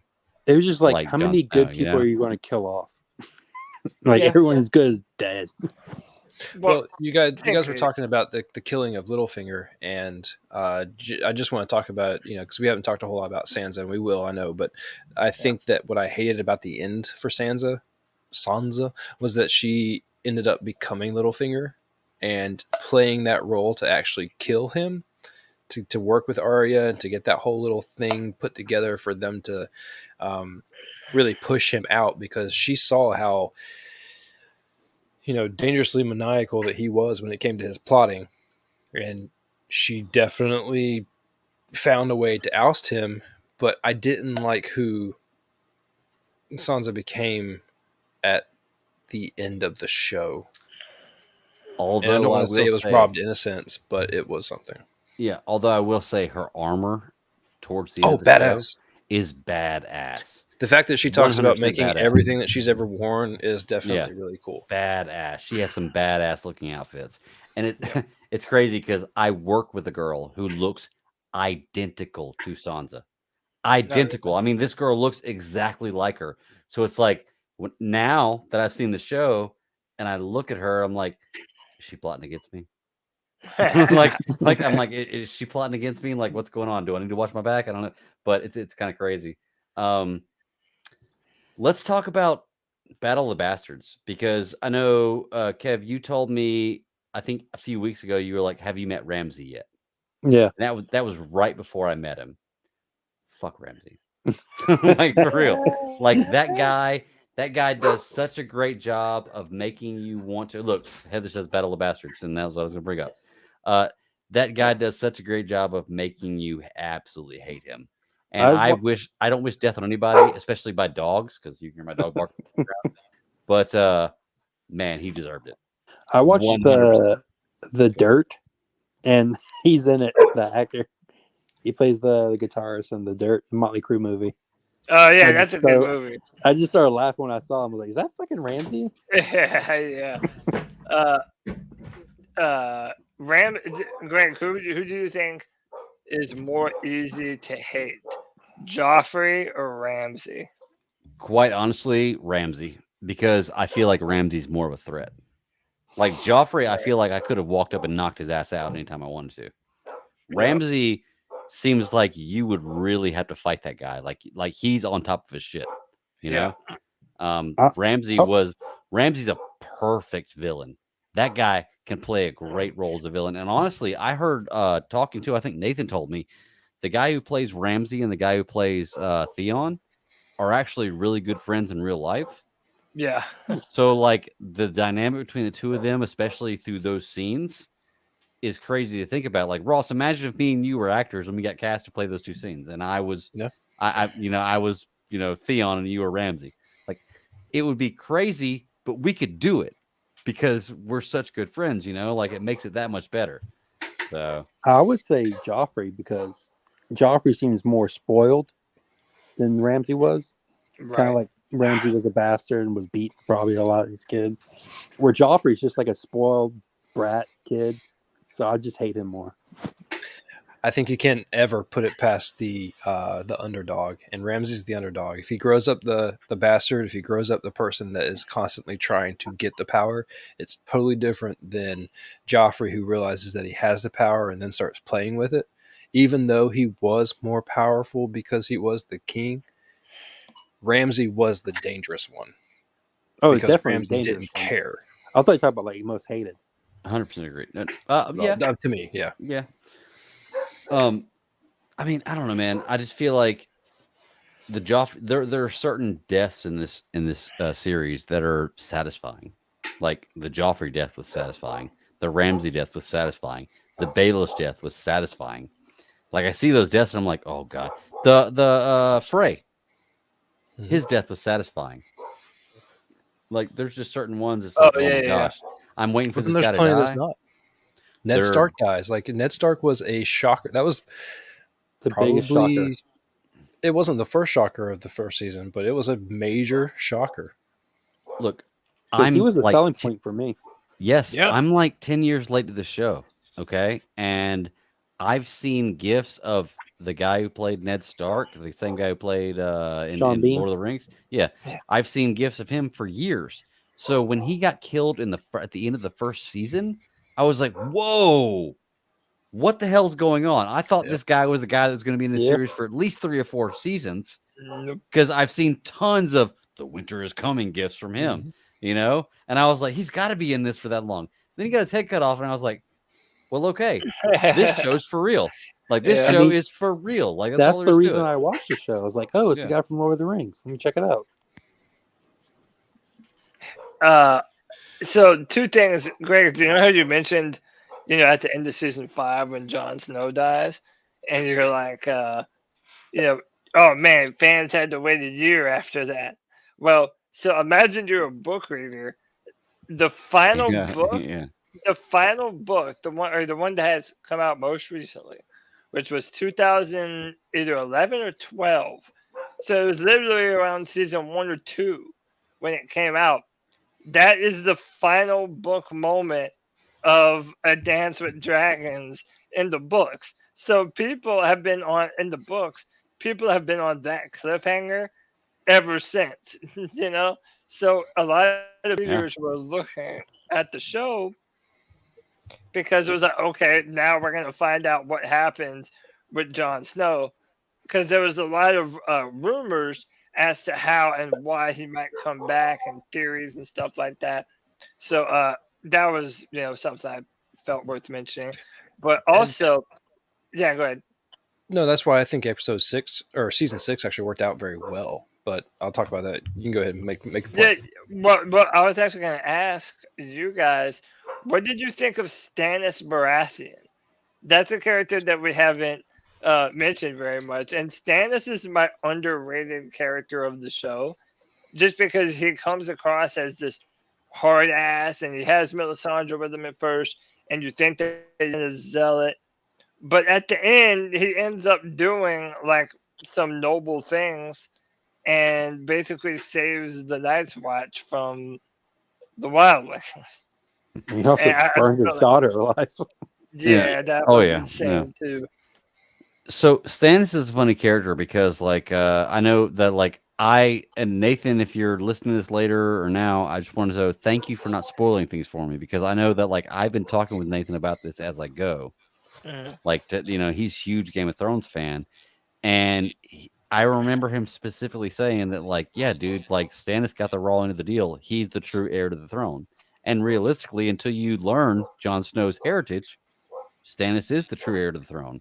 Now, you never actually see Stannis die. Okay? Now, I know in this show that when if you don't see somebody die, it means something. Like, you see Brienne of Tarth throw us like raise her sword and swing it down, but then the screen goes black and it goes something else, and you never see Stannis again. And I was waiting the whole time. I was like, when is Stannis going to come back? When's he going to come back? Because you never actually saw him die. Like, he never came back. So I'm assuming that's the one death you didn't actually see that actually happened. So I'm not sure. Y'all talk about Game of Thrones. I'm going to go wring my dog's neck real quick. Hold on a second. Stannis was a completely underwhelming character to me. I felt, and that I hate saying it because I know the purpose that he had, but to me, he felt like a puppet, and he kept following, his red, whatever you want to call her, Priest. witch, Woman. but Yeah. the priestess. And even though, he had the Baratheon name, the reason why I think this show is kind of more focused on the Targaryen lineage is just because it seems cutthroat that everyone else is trying to come into it. When you understand at the end how with Jon Snow or Aegon and everything else and how all that works, you start to realize that it doesn't work out very well for the whole Baratheon family line. With Stannis, I don't like how he kept playing every single card possible to get the power. And as much as you want to talk about whether or not he's true heir or not, it's just not. Stannis was a real non-starter for me the whole entire time that he was on the screen. I didn't feel like he needed to be the one that was going to be in charge, and I wholeheartedly believed, not reading the books, that no Baratheon was going to take it after what's his name died. But then, yeah, he did come back with a noble act. And, you want to talk about how he does come, to the other side of the wall and does save everyone, which, number one, how did he get through the wall? I know there's plenty of castles that are unmanned. But number two, he only did it because Melisandre's view kept on changing. The shit that she was seeing kept on changing. And then, it was obviously advancing more towards Jon Snow's being the person that she needed to be with. But Stannis was just a vessel, man. He was, but I will say the fact that he is able to do the right things at certain points, like he is able to say, okay, the threat is in the north. That's where I need to go. And the fact that he was able to make that decision, like, basically, he's another good thing that he's not one note.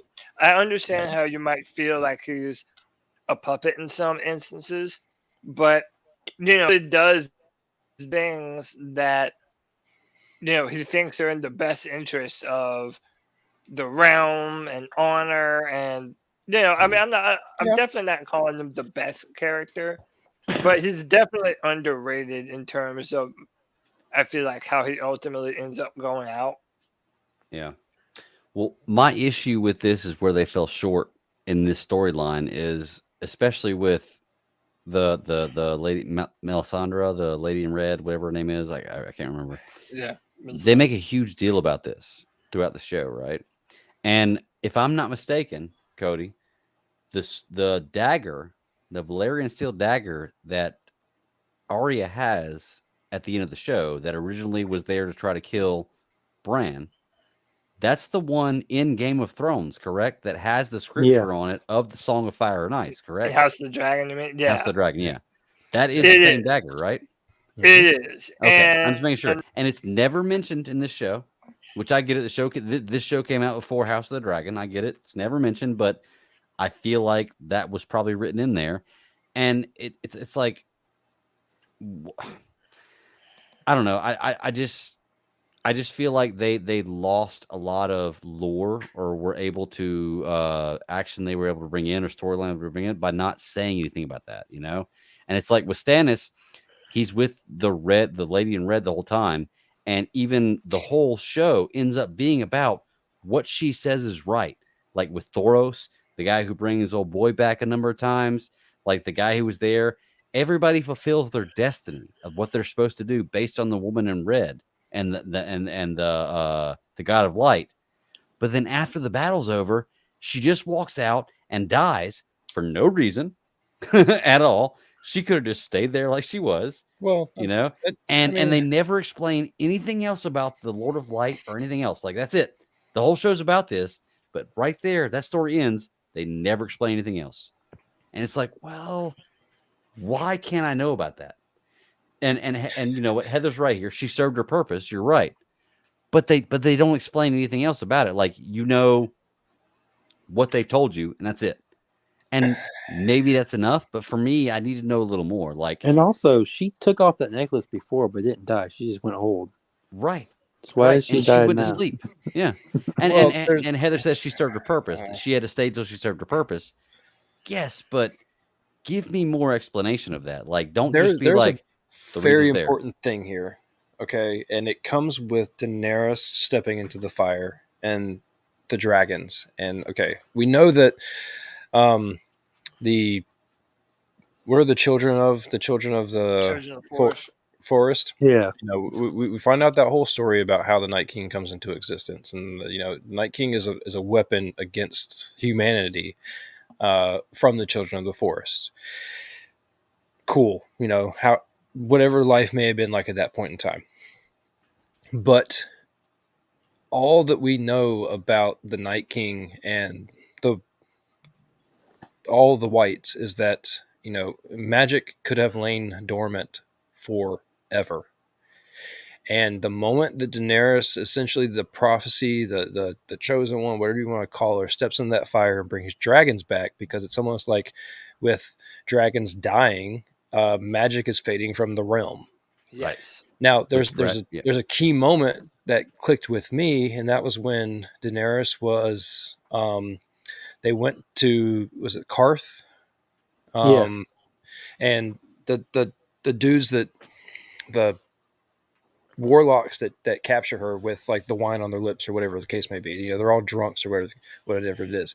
You know, he comes out and openly says, you know, it's almost like you turned the faucet of magic back on when you did that, and your dragons were brought back into this realm. Mm-hmm. And it's almost like it started to really kick off the bringing all of the dead back, bringing the White Walkers back, bringing all of this back. Like, now is the time to where that prophecy on that dagger needed to come true, because at some point in time, thousands of years ago, whenever, you know, this battle could have taken place, all of that went to the wayside and was not important, or was, you know, just out the window for a while, all the way up until this moment. And that's what made me think that here you have the Lord of Light. You have all these things that are coming in and making this difference. It's all about this one moment. And so, just to what Heather said, when you reach that point in time where you served your purpose, which she did, and same thing with the other dude, that you're not needed at any point in time after that. Yeah. And so they've already held on for as long as possible. Now they're not needed. And you're right. You can't just fade away, but that's the only way to really make it, to portray it in a way that you as a watcher or a reader at whatever level you're at can truly understand how that character just goes.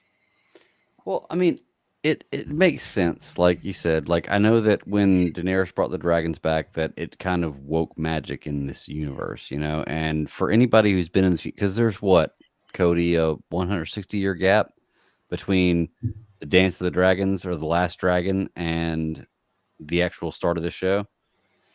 Yeah, like something like that, about 160 years. So, I mean, I imagine in 160 years, people forget about things. I mean, think about it. It's just it's just like somebody selling a Tesla now and buying a Volkswagen, you know, because they forget that Volkswagen is still evil, just like, you know, what you're claiming Tesla to be. So think about how many generations have come and gone that they know nothing of dragons.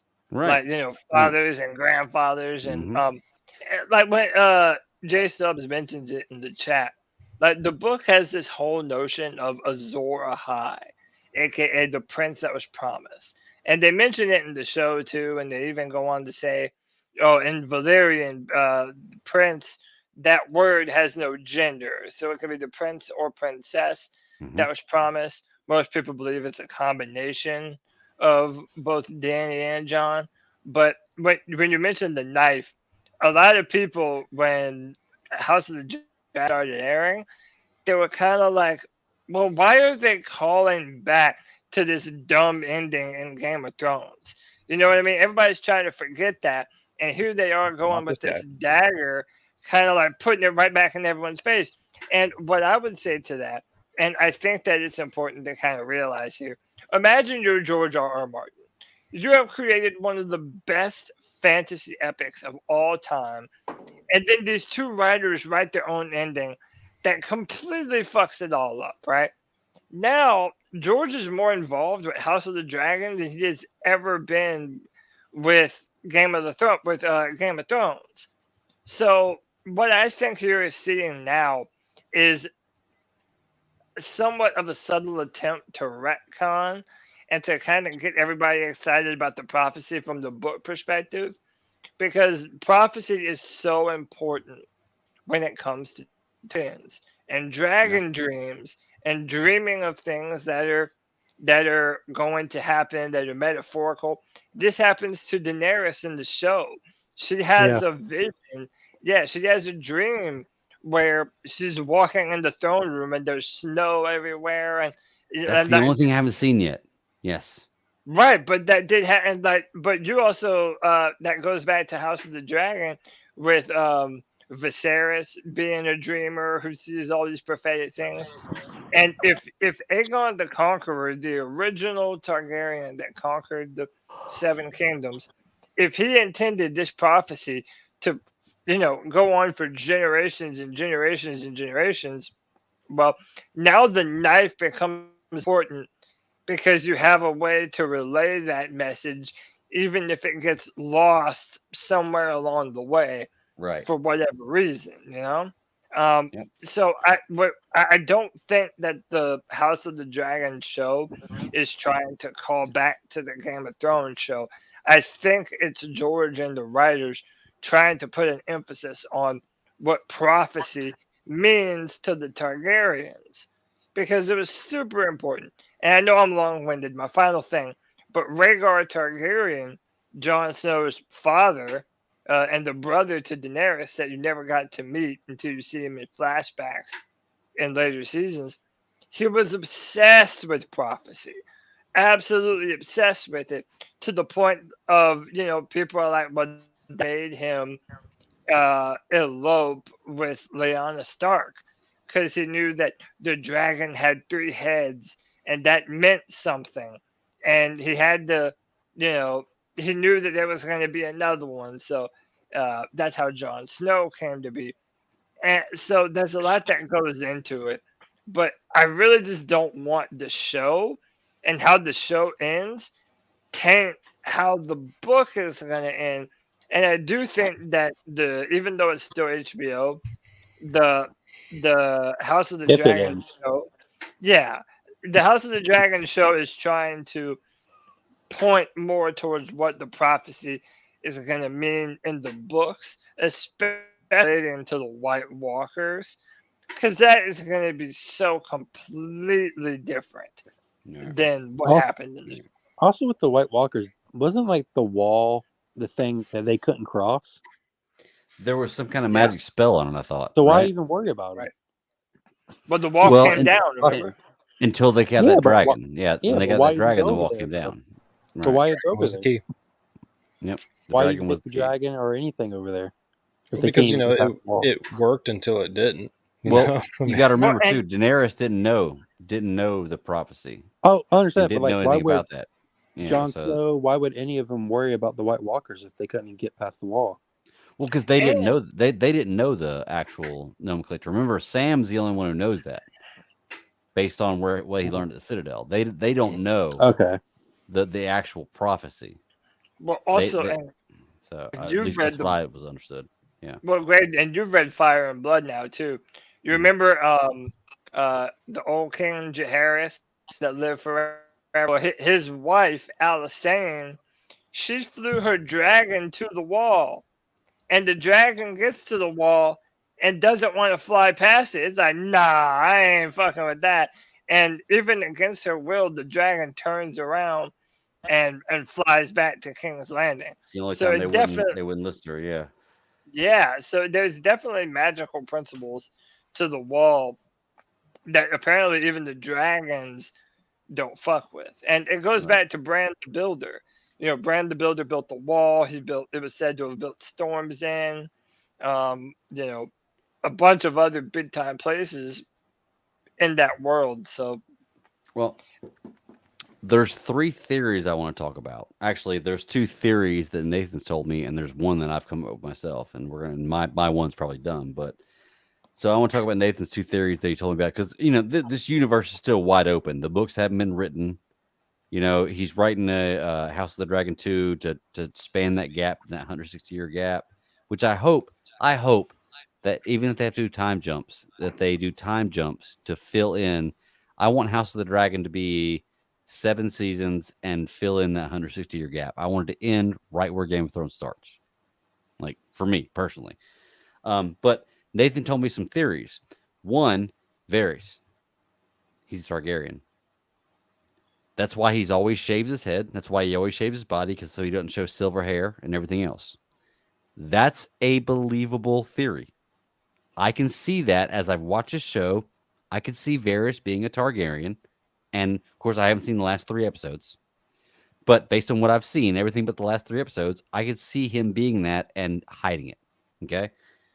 Second theory is, what is it? Euron, the guy who's the Uncle. The uncle, yeah, of the Iron, whatever, Ironborn. the Ironborn, yeah, he's the uncle.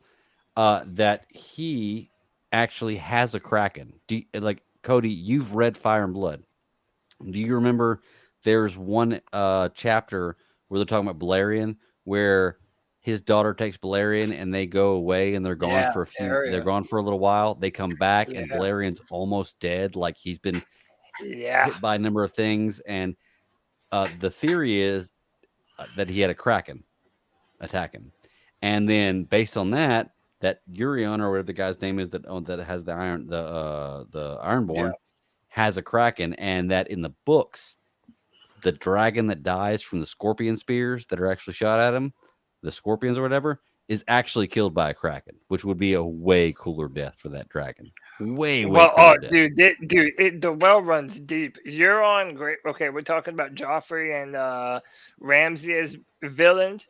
Dude, in the book, Euron is the epitome of That's evil. what I heard. That's what I heard. He's an asshole. Yep. Dude, more than an asshole. Like super demented, psychopathic evil. Like, I mean, even more so than Ramsay. And see, I don't get that in the show. Yeah, I don't know. He's a pretty big asshole in the show. Like, I don't know, man. No, in the show, he's just an asshole. You know what I mean? But in the book, it's more sadistic. Okay. And he's probably, a lot of people think that he became the whole main villain of the whole thing with some of the things that is going on. Again, there's a lot of things in the book that were not in the show. So, for example, there's no dragon horn.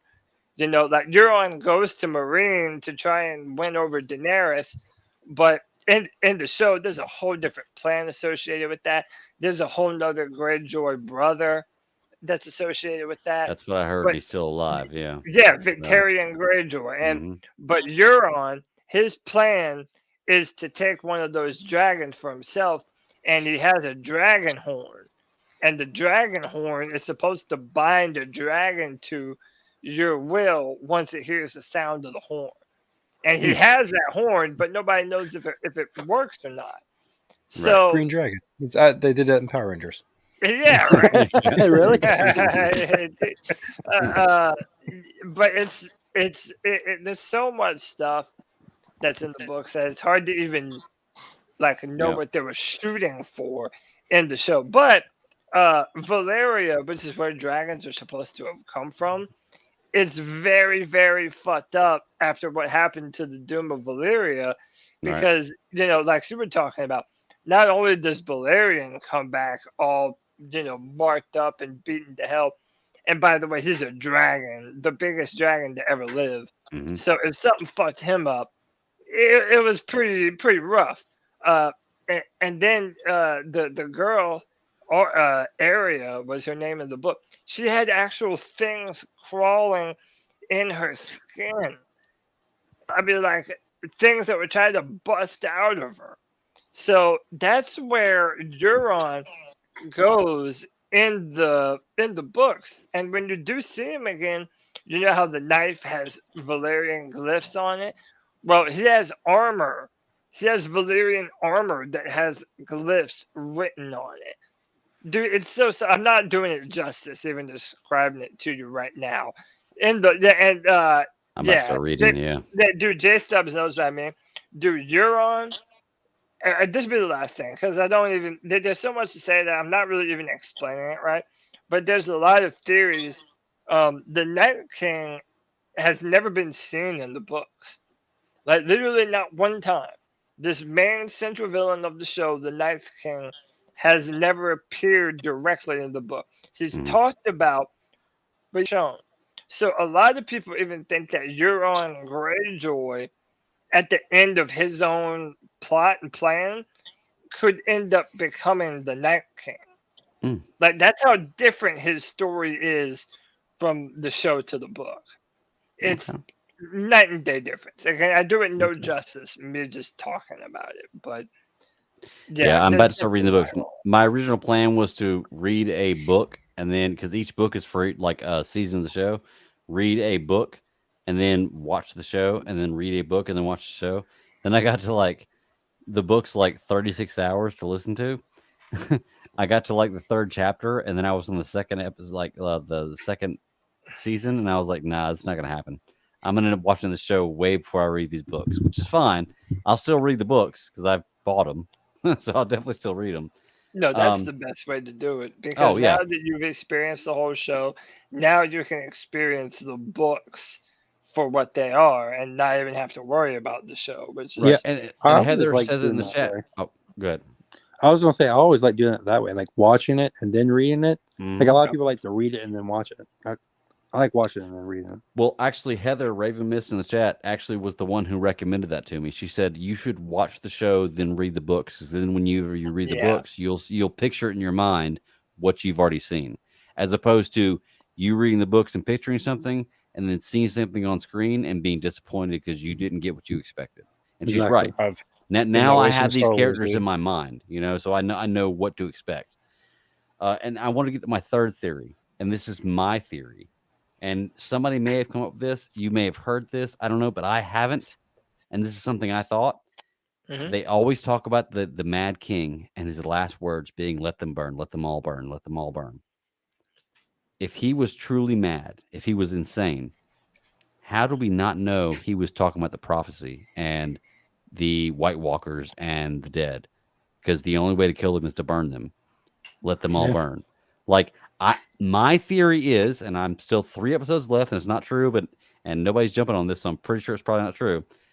What if he's talking about that? Like, what if that is his thing? Not talking about killing everybody in King's Landing, let them burn. Talking about he's actually mad, he's gone crazy, and he's just saying let them burn, talking about the White Walkers and the prophecy. Well, What did he have? He had wildfire. He had wildfire cached all over the King's Landing. Exactly, And which is another I- good point. Yep. you I heard can talk another- all about those things. Mm-hmm. I It's actually heard one of the. Go ahead, Kevin. Oh, my bad. I was actually say I actually heard another theory. You know how Bran went back in time with Hodor? A lot of people think Bran went back in time with the Mad King and got in his head, and that's what drove him mad. Maybe. Yeah. But here's the deal, and look, that not a bad theory at all. But when you, same thing for Rhaegar, when you live in this whole entire world and Viserys too, you're given this knowledge of what is going to happen. You live your life thinking you're the one that it's going to happen to. You don't think about how it could skip so many countless generations of people before the theory or the dream actually becomes true. And so you hold, you're, rather than being like all like monkish about it, you are very, very much the warrior about it. Like, how are you going to protect people when the time comes, because the time could come on your watch. And so the Mad King could have just drove himself mad knowing all of this and like literally couldn't handle it. We live in a world now of mental problems. It's plain to understand that it could totally drive someone insane.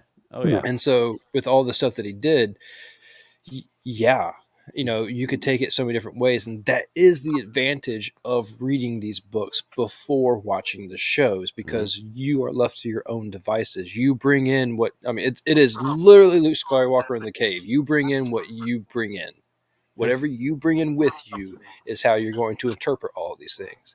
And so now, post the show, everyone is able to take these theories and twist them versus like what we've seen. All of them are pretty dang good. You can't rob people of coming up with these things, because it takes a lot of great creativity. But at the same time too, I see the Mad King being in a position to where, like I said, it is a Game of Thrones.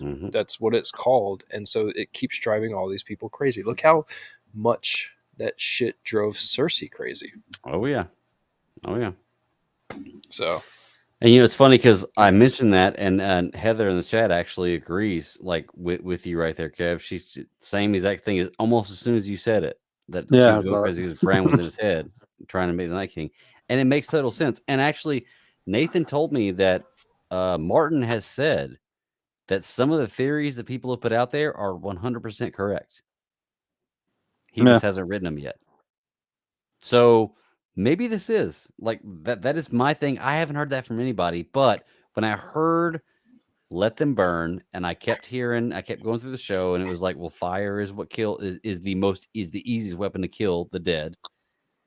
Maybe he was just going crazy and talking about how the prophecy, how you stop crazy with the prophecy. Yeah. So I don't know. Maybe it happens, but let's see. J Stub says the prophecy secret gets lost until Rhaegar finds it in a book. Okay. That makes sense. And also, you're wrong. Different things that could have been going on in his mind, and you never know if he was a dreamer. Like, we're probably going to have to get more Duncan egg stories. I don't know if that would cover. I can't wait to read that. Oh, I can't wait to read that. Dude. And I can't wait to find out for sure that Brienne of Tarth is a descendant of Duncan. My goodness gracious. Yes, I cannot wait. I cannot wait. Dude, once you read Duncan Egg, you're going to fall head over heels in love with these two characters. Dude, they are the best. I don't know if you know who Egg is, and if you don't, I'm not going to spoil it. No, but I know Blood and Cheese, but I don't know Duncan and Egg. Yeah, I know Duncan and I know of Knoskos. I know of, but I don't know Duncan and Egg. And I found out too that like it's cool whenever Jaime's. There's that one point where Jaime's reading through the history of all the knights that have been in and he gets to Duncan's and he's like, wow, there's a lot right here. He flips through a couple pages. He's like, wow, this guy has a lot. And I was like, cool. I can't wait to read Duncan and Egg because of that right there. The fact they dropped that little thing in there, and because I'm coming into kind of backwards, I know that's a cool story, and I can't. And Cody, you told me too. Duncan and Egg, and you and Nathan told me. I think Duncan and Egg is like the most popular story of Game of Thrones. Like, people love that story. When it starts off, it's actually more of a story for everyone, and it's not so adult themed. And the heart of the characters is just beautiful, man.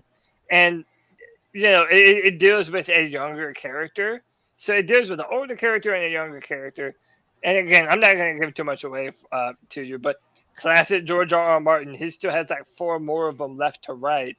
And by the way, I won't tell you how, but all that should theoretically be the subject of future House of the Dragon stuff, because it's gonna get into that same territory. Well, we haven't seen Blood and Cheese and House of the Dragon yet, right? That's probably coming next season, right? Yeah, that's next season. It's got to be next season because it's like right after where they ended.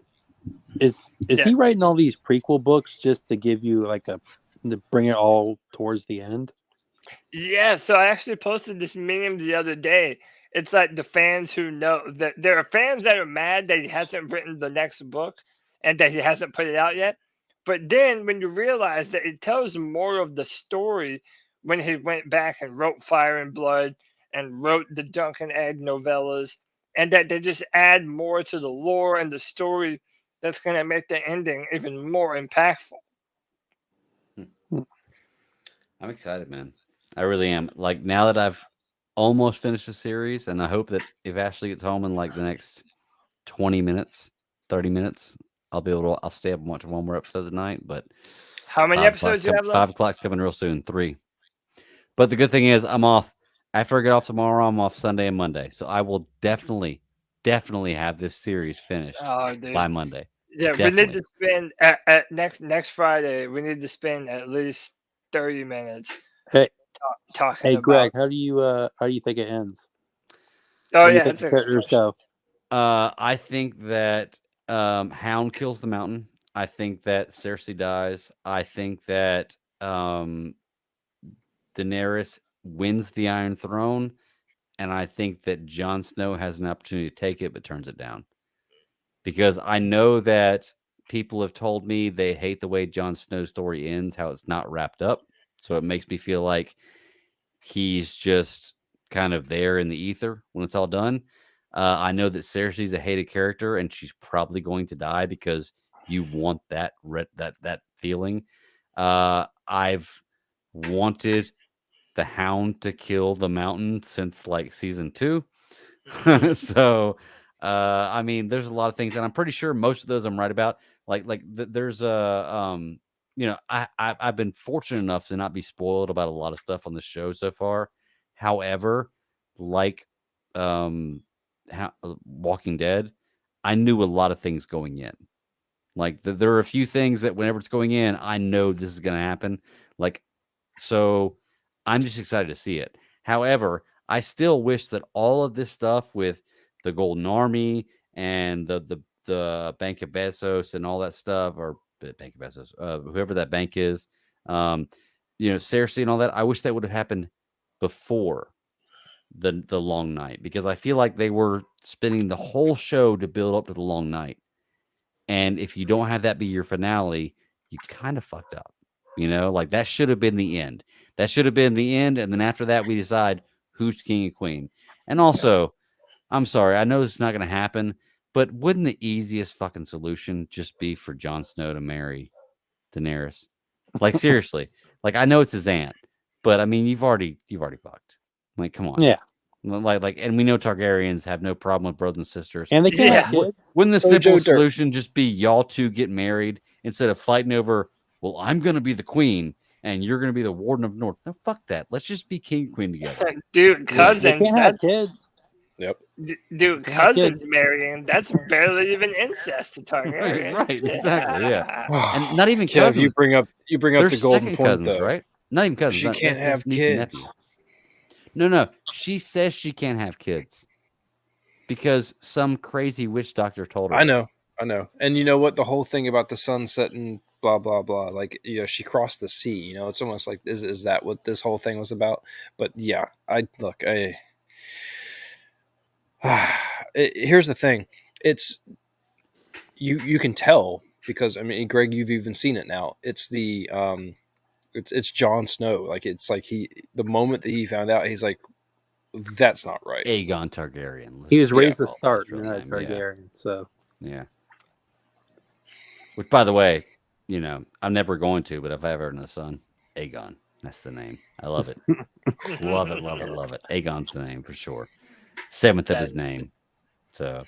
That's badass. Well, look, we have talked quite a bit about Game of Thrones. A lot of characters we loved, hated, scenes we loved, hated. I have 3 episodes to watch. My wife actually just walked in the door, so I'm going to try to sneak in one more episode before I got to work tomorrow. But let's come back next week when I finished, and let's talk about the finale, because I kind of have a feeling the last 3 episodes are like some of the biggest episodes, like the biggest things to talk about the show. Not necessarily my because of what they God. happened or what happened, but like the way fans felt about them. You should totally live stream your viewing of them. There you go. Yeah, Sure. dude, I'd pay to watch that. Alright, alright. Yeah, there's I won't say what it is, of course, but I want to get your opinions on a specific major controversial moment that happens in the end with a certain character. I know Ross and Kevin already know what I'm talking about, Okay. but it's yeah. I also No. want to ask Greg, which battle do you like most? The Battle of the Bastards or the Lord of the Rings Long Night. Return of the King? Actually, I will parry that. It's not Return of the King. Helm's Deep. Oh, Helm's Deep. Helm's Deep is my favorite all-time battle, and I knew this going in that people were like, "Battle of the Bastards is great," and it is. It's really good. But I can watch Helm's Deep over and over and over again. And honestly, I think partially the reason why I like Helm's Deep a little better is because when I saw it first, I was a little younger, and two, that game and the Battle of Helm's Deep in that game was so fun to play. Like you could play that forever. I would go back and play that Battle of Helm's Deep over and over and over again because it's so fun to play. So for me, it's the Battle of Helm's Deep. Like I like the Battle of Bastards, but the Battle of Helm's Deep still topped it for me.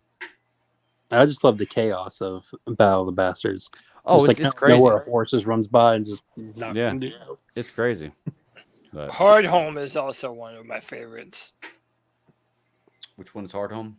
Hardhome is when Jon Snow fights the White Walkers. Oh, the first yeah. time. And Okay. it kills that one with his Valyrian steel sword. And that's when you learn, oh, Valyrian steel is actually the shit, you know? Like they kind of needed this stuff. Oh yeah. And Yeah, that's a great battle too. to me, like the Long Night was really good. It was really good seeing it in repeat. It was really good seeing the second option of how do you. I know a lot of people don't like everything about it, but you know what I truly enjoyed about the Long Night, and that it was that Oh God. it was that documentary that they did afterwards. And so when they tell you like how they shot She's the watched whole Game of entire Thrones scene, too. so So good. Hey, Hey, Ashley. Hello. How are y'all? Doing Good, good, how are doing you? good, doing good. Awesome. You enjoying some Game of Thrones? Oh yes. I didn't want to be that one that fell into the trap, but I did. Very It's so hard. good. You're almost done with it. What are you talking about? I know. It took a long time to get me to go on to watching it, but I totally fell hard into the trap of it. So I It binged does that to and everyone. Yes. Thormon's your favorite character. love me some Khaleesi. And Same. definitely have gotten to love some Arya. Oh, we're gonna need to get your opinion after y'all watch the finale. Oh yes, I'm excited, but I'm still sitting on the edge of my seat trying to figure it out. yeah. Oh yeah, he Yeah, told we you heard you did about that how I Yeah. totally messed up because he had it already played. Yeah, it was quite funny. It's a But good series, though. I don't know if you It watched made it. me really want to watch the rest of the series. So, It's really good. It's a good callback, and especially like it got you two to finally watch Game of Thrones. So absolutely. roundabout way. My best friend tried to get me to watch it for a long, long time, but now I'm very happy Yeah, that I got to binge it. So, She's been in here the whole time talking about it. oh, nice, awesome. Yes, it had a lot of surprising twists to it. The ones that I had really got attached to ended up dying out really quickly, and it's like, Yep. okay. That's why they always say, Martin did that one thing to where he made you love something and then took it away from you. Yep. Thank you. Yep. Hey Cody, did they ever explain how Valerian steel kills White Walkers? Well, no, because they don't even know how Valyrian steel is made. It's like a craft lost to time. Like even the Targaryens in the House of the Dragon show, they don't know how to they don't know how to make Valyrian steel. They know how to reforge it, and you see that in Game of Thrones with ice because they break it up into the two swords. But no, there's a lot of magic that goes into the Valyrian steel and dragons that is kind of lost to people in Westeros. Now, they claim that people in the Shy still know that kind of stuff. But, and again, that's why Euron Greyjoy as a character in the book is so crazy evil, because he's been out that way. So, yeah. I'm wondering if the Night King was Valerian, and that's the reason. Okay. Maybe, but Like the I man? know in the books it was talks about him being a one of the knights, one of the Lord Commanders of the Night's Watch a long time ago, and he was a Stark, and he fell in love with I a heard that pale too. white. Yeah, he fell in love with a pale white woman with bright blue eyes, and people are like, "Oh, he married the other." So I don't know. There's a lot. We still have 2 more books to come out before we get the entire story, you know. So, And you guys got to go finish the last 3 episodes, so Yep. I can stop trying. I've to been tiptoe trying to get around. that done, but we're working opposite schedules always makes it interesting to try to catch up Yeah. because I'm Go ready to watch watch one. it and he's ready to go to sleep. So yeah. Just wait till Frodo Baggins shows up. Yeah, dude. When Frodo shows up, the whole thing changes. well, I really would thank y'all so much for having me on with y'all tonight. Yeah, no It's problem. fun. Yeah. It's good to see you. Good to see you too, Ashley. Well, here's Greg back.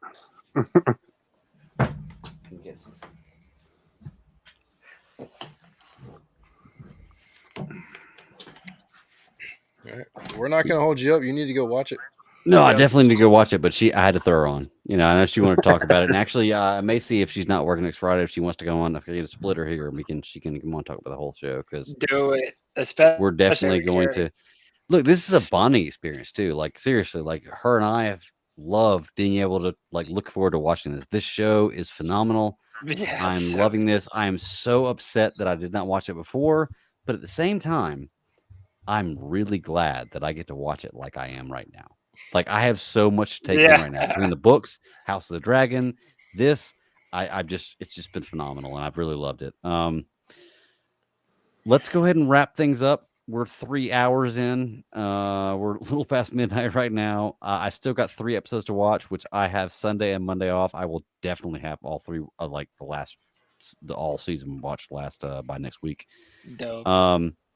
So Kev, Cody, I would love to have you all on next week to talk about the finale and how I feel about it. And based on what I see coming in the future, it may not be great for me exactly how I want the finale to go, but I'm still going to love the show. There's too much good of the show Yeah. to same. not to Yeah, have the definitely. the last season ruin it for you. It's my favorite Yeah. fantasy story of all time. Yeah. Like, bar none, even though the ending is terrible and stuff. It's my favorite story of all time. And by the way, like, no matter how disappointed you are, just realize that you're far from the only one that was disappointed. And now that you're into the show, like, dude, if you decent pace, and now there's a lot, even those audiobooks are ginormous. Yeah, they are. But once 36 hours. God. Dude, once you start to get through the book, like, let's say you finally get through all of them, imagine how pumped you're going to be, just like I am, when the next book comes out. Because Mhm. it's going to be like, oh, dude, fucking here we go. Because it's like, now all the main story that you loved in the show, now you're going to get like the better, more appropriate ending Right. when the books finally come out. So I think I'm gonna start reading books. I haven't read them yet. do the audiobooks, man. I Dude, do the fucking audiobooks. great, though. They're fun. I would say the cool thing about audiobooks is like you have to be really want to listen to it and have time to listen Yeah. to it. Definitely. But if you don't, like, you can just stop. Like for me, like, I'll notice myself starting a book, and after like 2 chapters, I notice that I'm not really paying attention to the book, that I'm paying more attention to my route, and I'm like, okay, it's not a good book. But like, I'll start like anything Game of Thrones, the Fire and Blood. I've started the Game of Thrones, the first book, and like after so long, I'm kind of lost in the book. Like, I don't really know. It's like I blanked out, and I'm 3 hours later in my route, and I've just been listening to what's going on in the book, you know? So they do catch you, but you've got to really pay attention to what's going on. Like, you've got to want to be invested in it. And if you Also, are, the dude's it's great. voice, the dude's voice he's since passed away. The guy that reads them or that reads them, his name is Roy Dotrice. His voice can kind of drone on a little bit. What I recommend doing is putting the speed, put it up a little bit. Yeah. Like put the speed at which they read the audiobook. If you amp it up a little bit, it makes it a little bit better. So it's like 28 hours instead of 36. Yeah, it's a 36, That's what I was yeah. going to say. I was But going to say, there's Mark Thompson 5 ruined. of them too. Yeah, I know. Trust me, I'm trying to get through them. Mark Thompson ruined audiobooks for me because, like, if it's not read by Mark Thompson, then like I have a hard time. Is that the guy who getting did the Thrawn books? That's the guy who did the Thrawn Yeah. books. He's the one, like, he's a big Star Wars reader, and man, he's just amazing. And like, he does voices and everything else. It's just phenomenal. I love his. My dogs. I love the way he reads books. Like it's awesome to listen to him. Like he can totally enthrall me in a story based on his characters and the way he portrays things. So Mark Thompson's phenomenal. But just audiobooks are good in general. Like it's fun, and honestly, it's my only way of being able to get that information otherwise, because I don't have time to read it.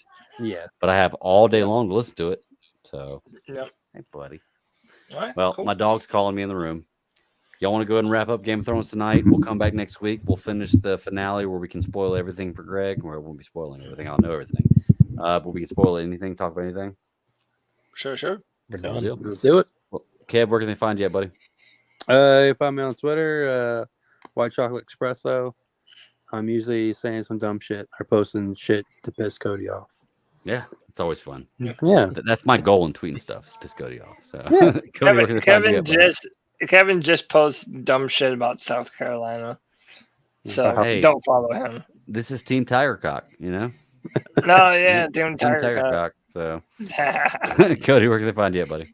Yeah, find me at Cody Lack, CODYLSE, and fucking every day on the C2 Panther podcast, it feels like. Are we doing Sunday? The game is at 4:25, so we'll be going post game. What, about 7:30 Sunday? You think somewhere in there? We're Yeah. probably gonna go about mid fourth quarter, start the post game. Yeah, probably something like that. Yeah. Okay, cool. Well, y'all check us out. We'll be on there and have a good time. Ross, where can they find you, buddy? Right here, holding the door till next week. Nice. Hold Holding the door and finger on the light switch, just so you know. So when I can't be here, this guy right here controls it, and he does it, and I appreciate it, Ross. Thank you so much for last week. I know I lost power in the middle of the show. I couldn't come back, and Ross handled everything like a champ. Dude, thank goodness my homeboy, Ross my whole life. I could. appreciate it. Thank goodness Ross could end the show. You would have been up a creek. Oh yeah, yeah, definitely, yeah. You would still be streaming. Dude, Ross has been there for like 30 years for me, man. Like, this is my boy, so I can always count on him. Yeah. Nice. But- Well, all right, boys. Y'all have a good night. Yeah, man. And you can Later, find me fella. at the Bad Daddy 52. Oh. Come check it out. I'll post this show. And you can find us on any podcatcher of your choice. Come check us out live, 9 p.m. Eastern Standard Time on YouTube. Other than that, y'all keep pounding. Later.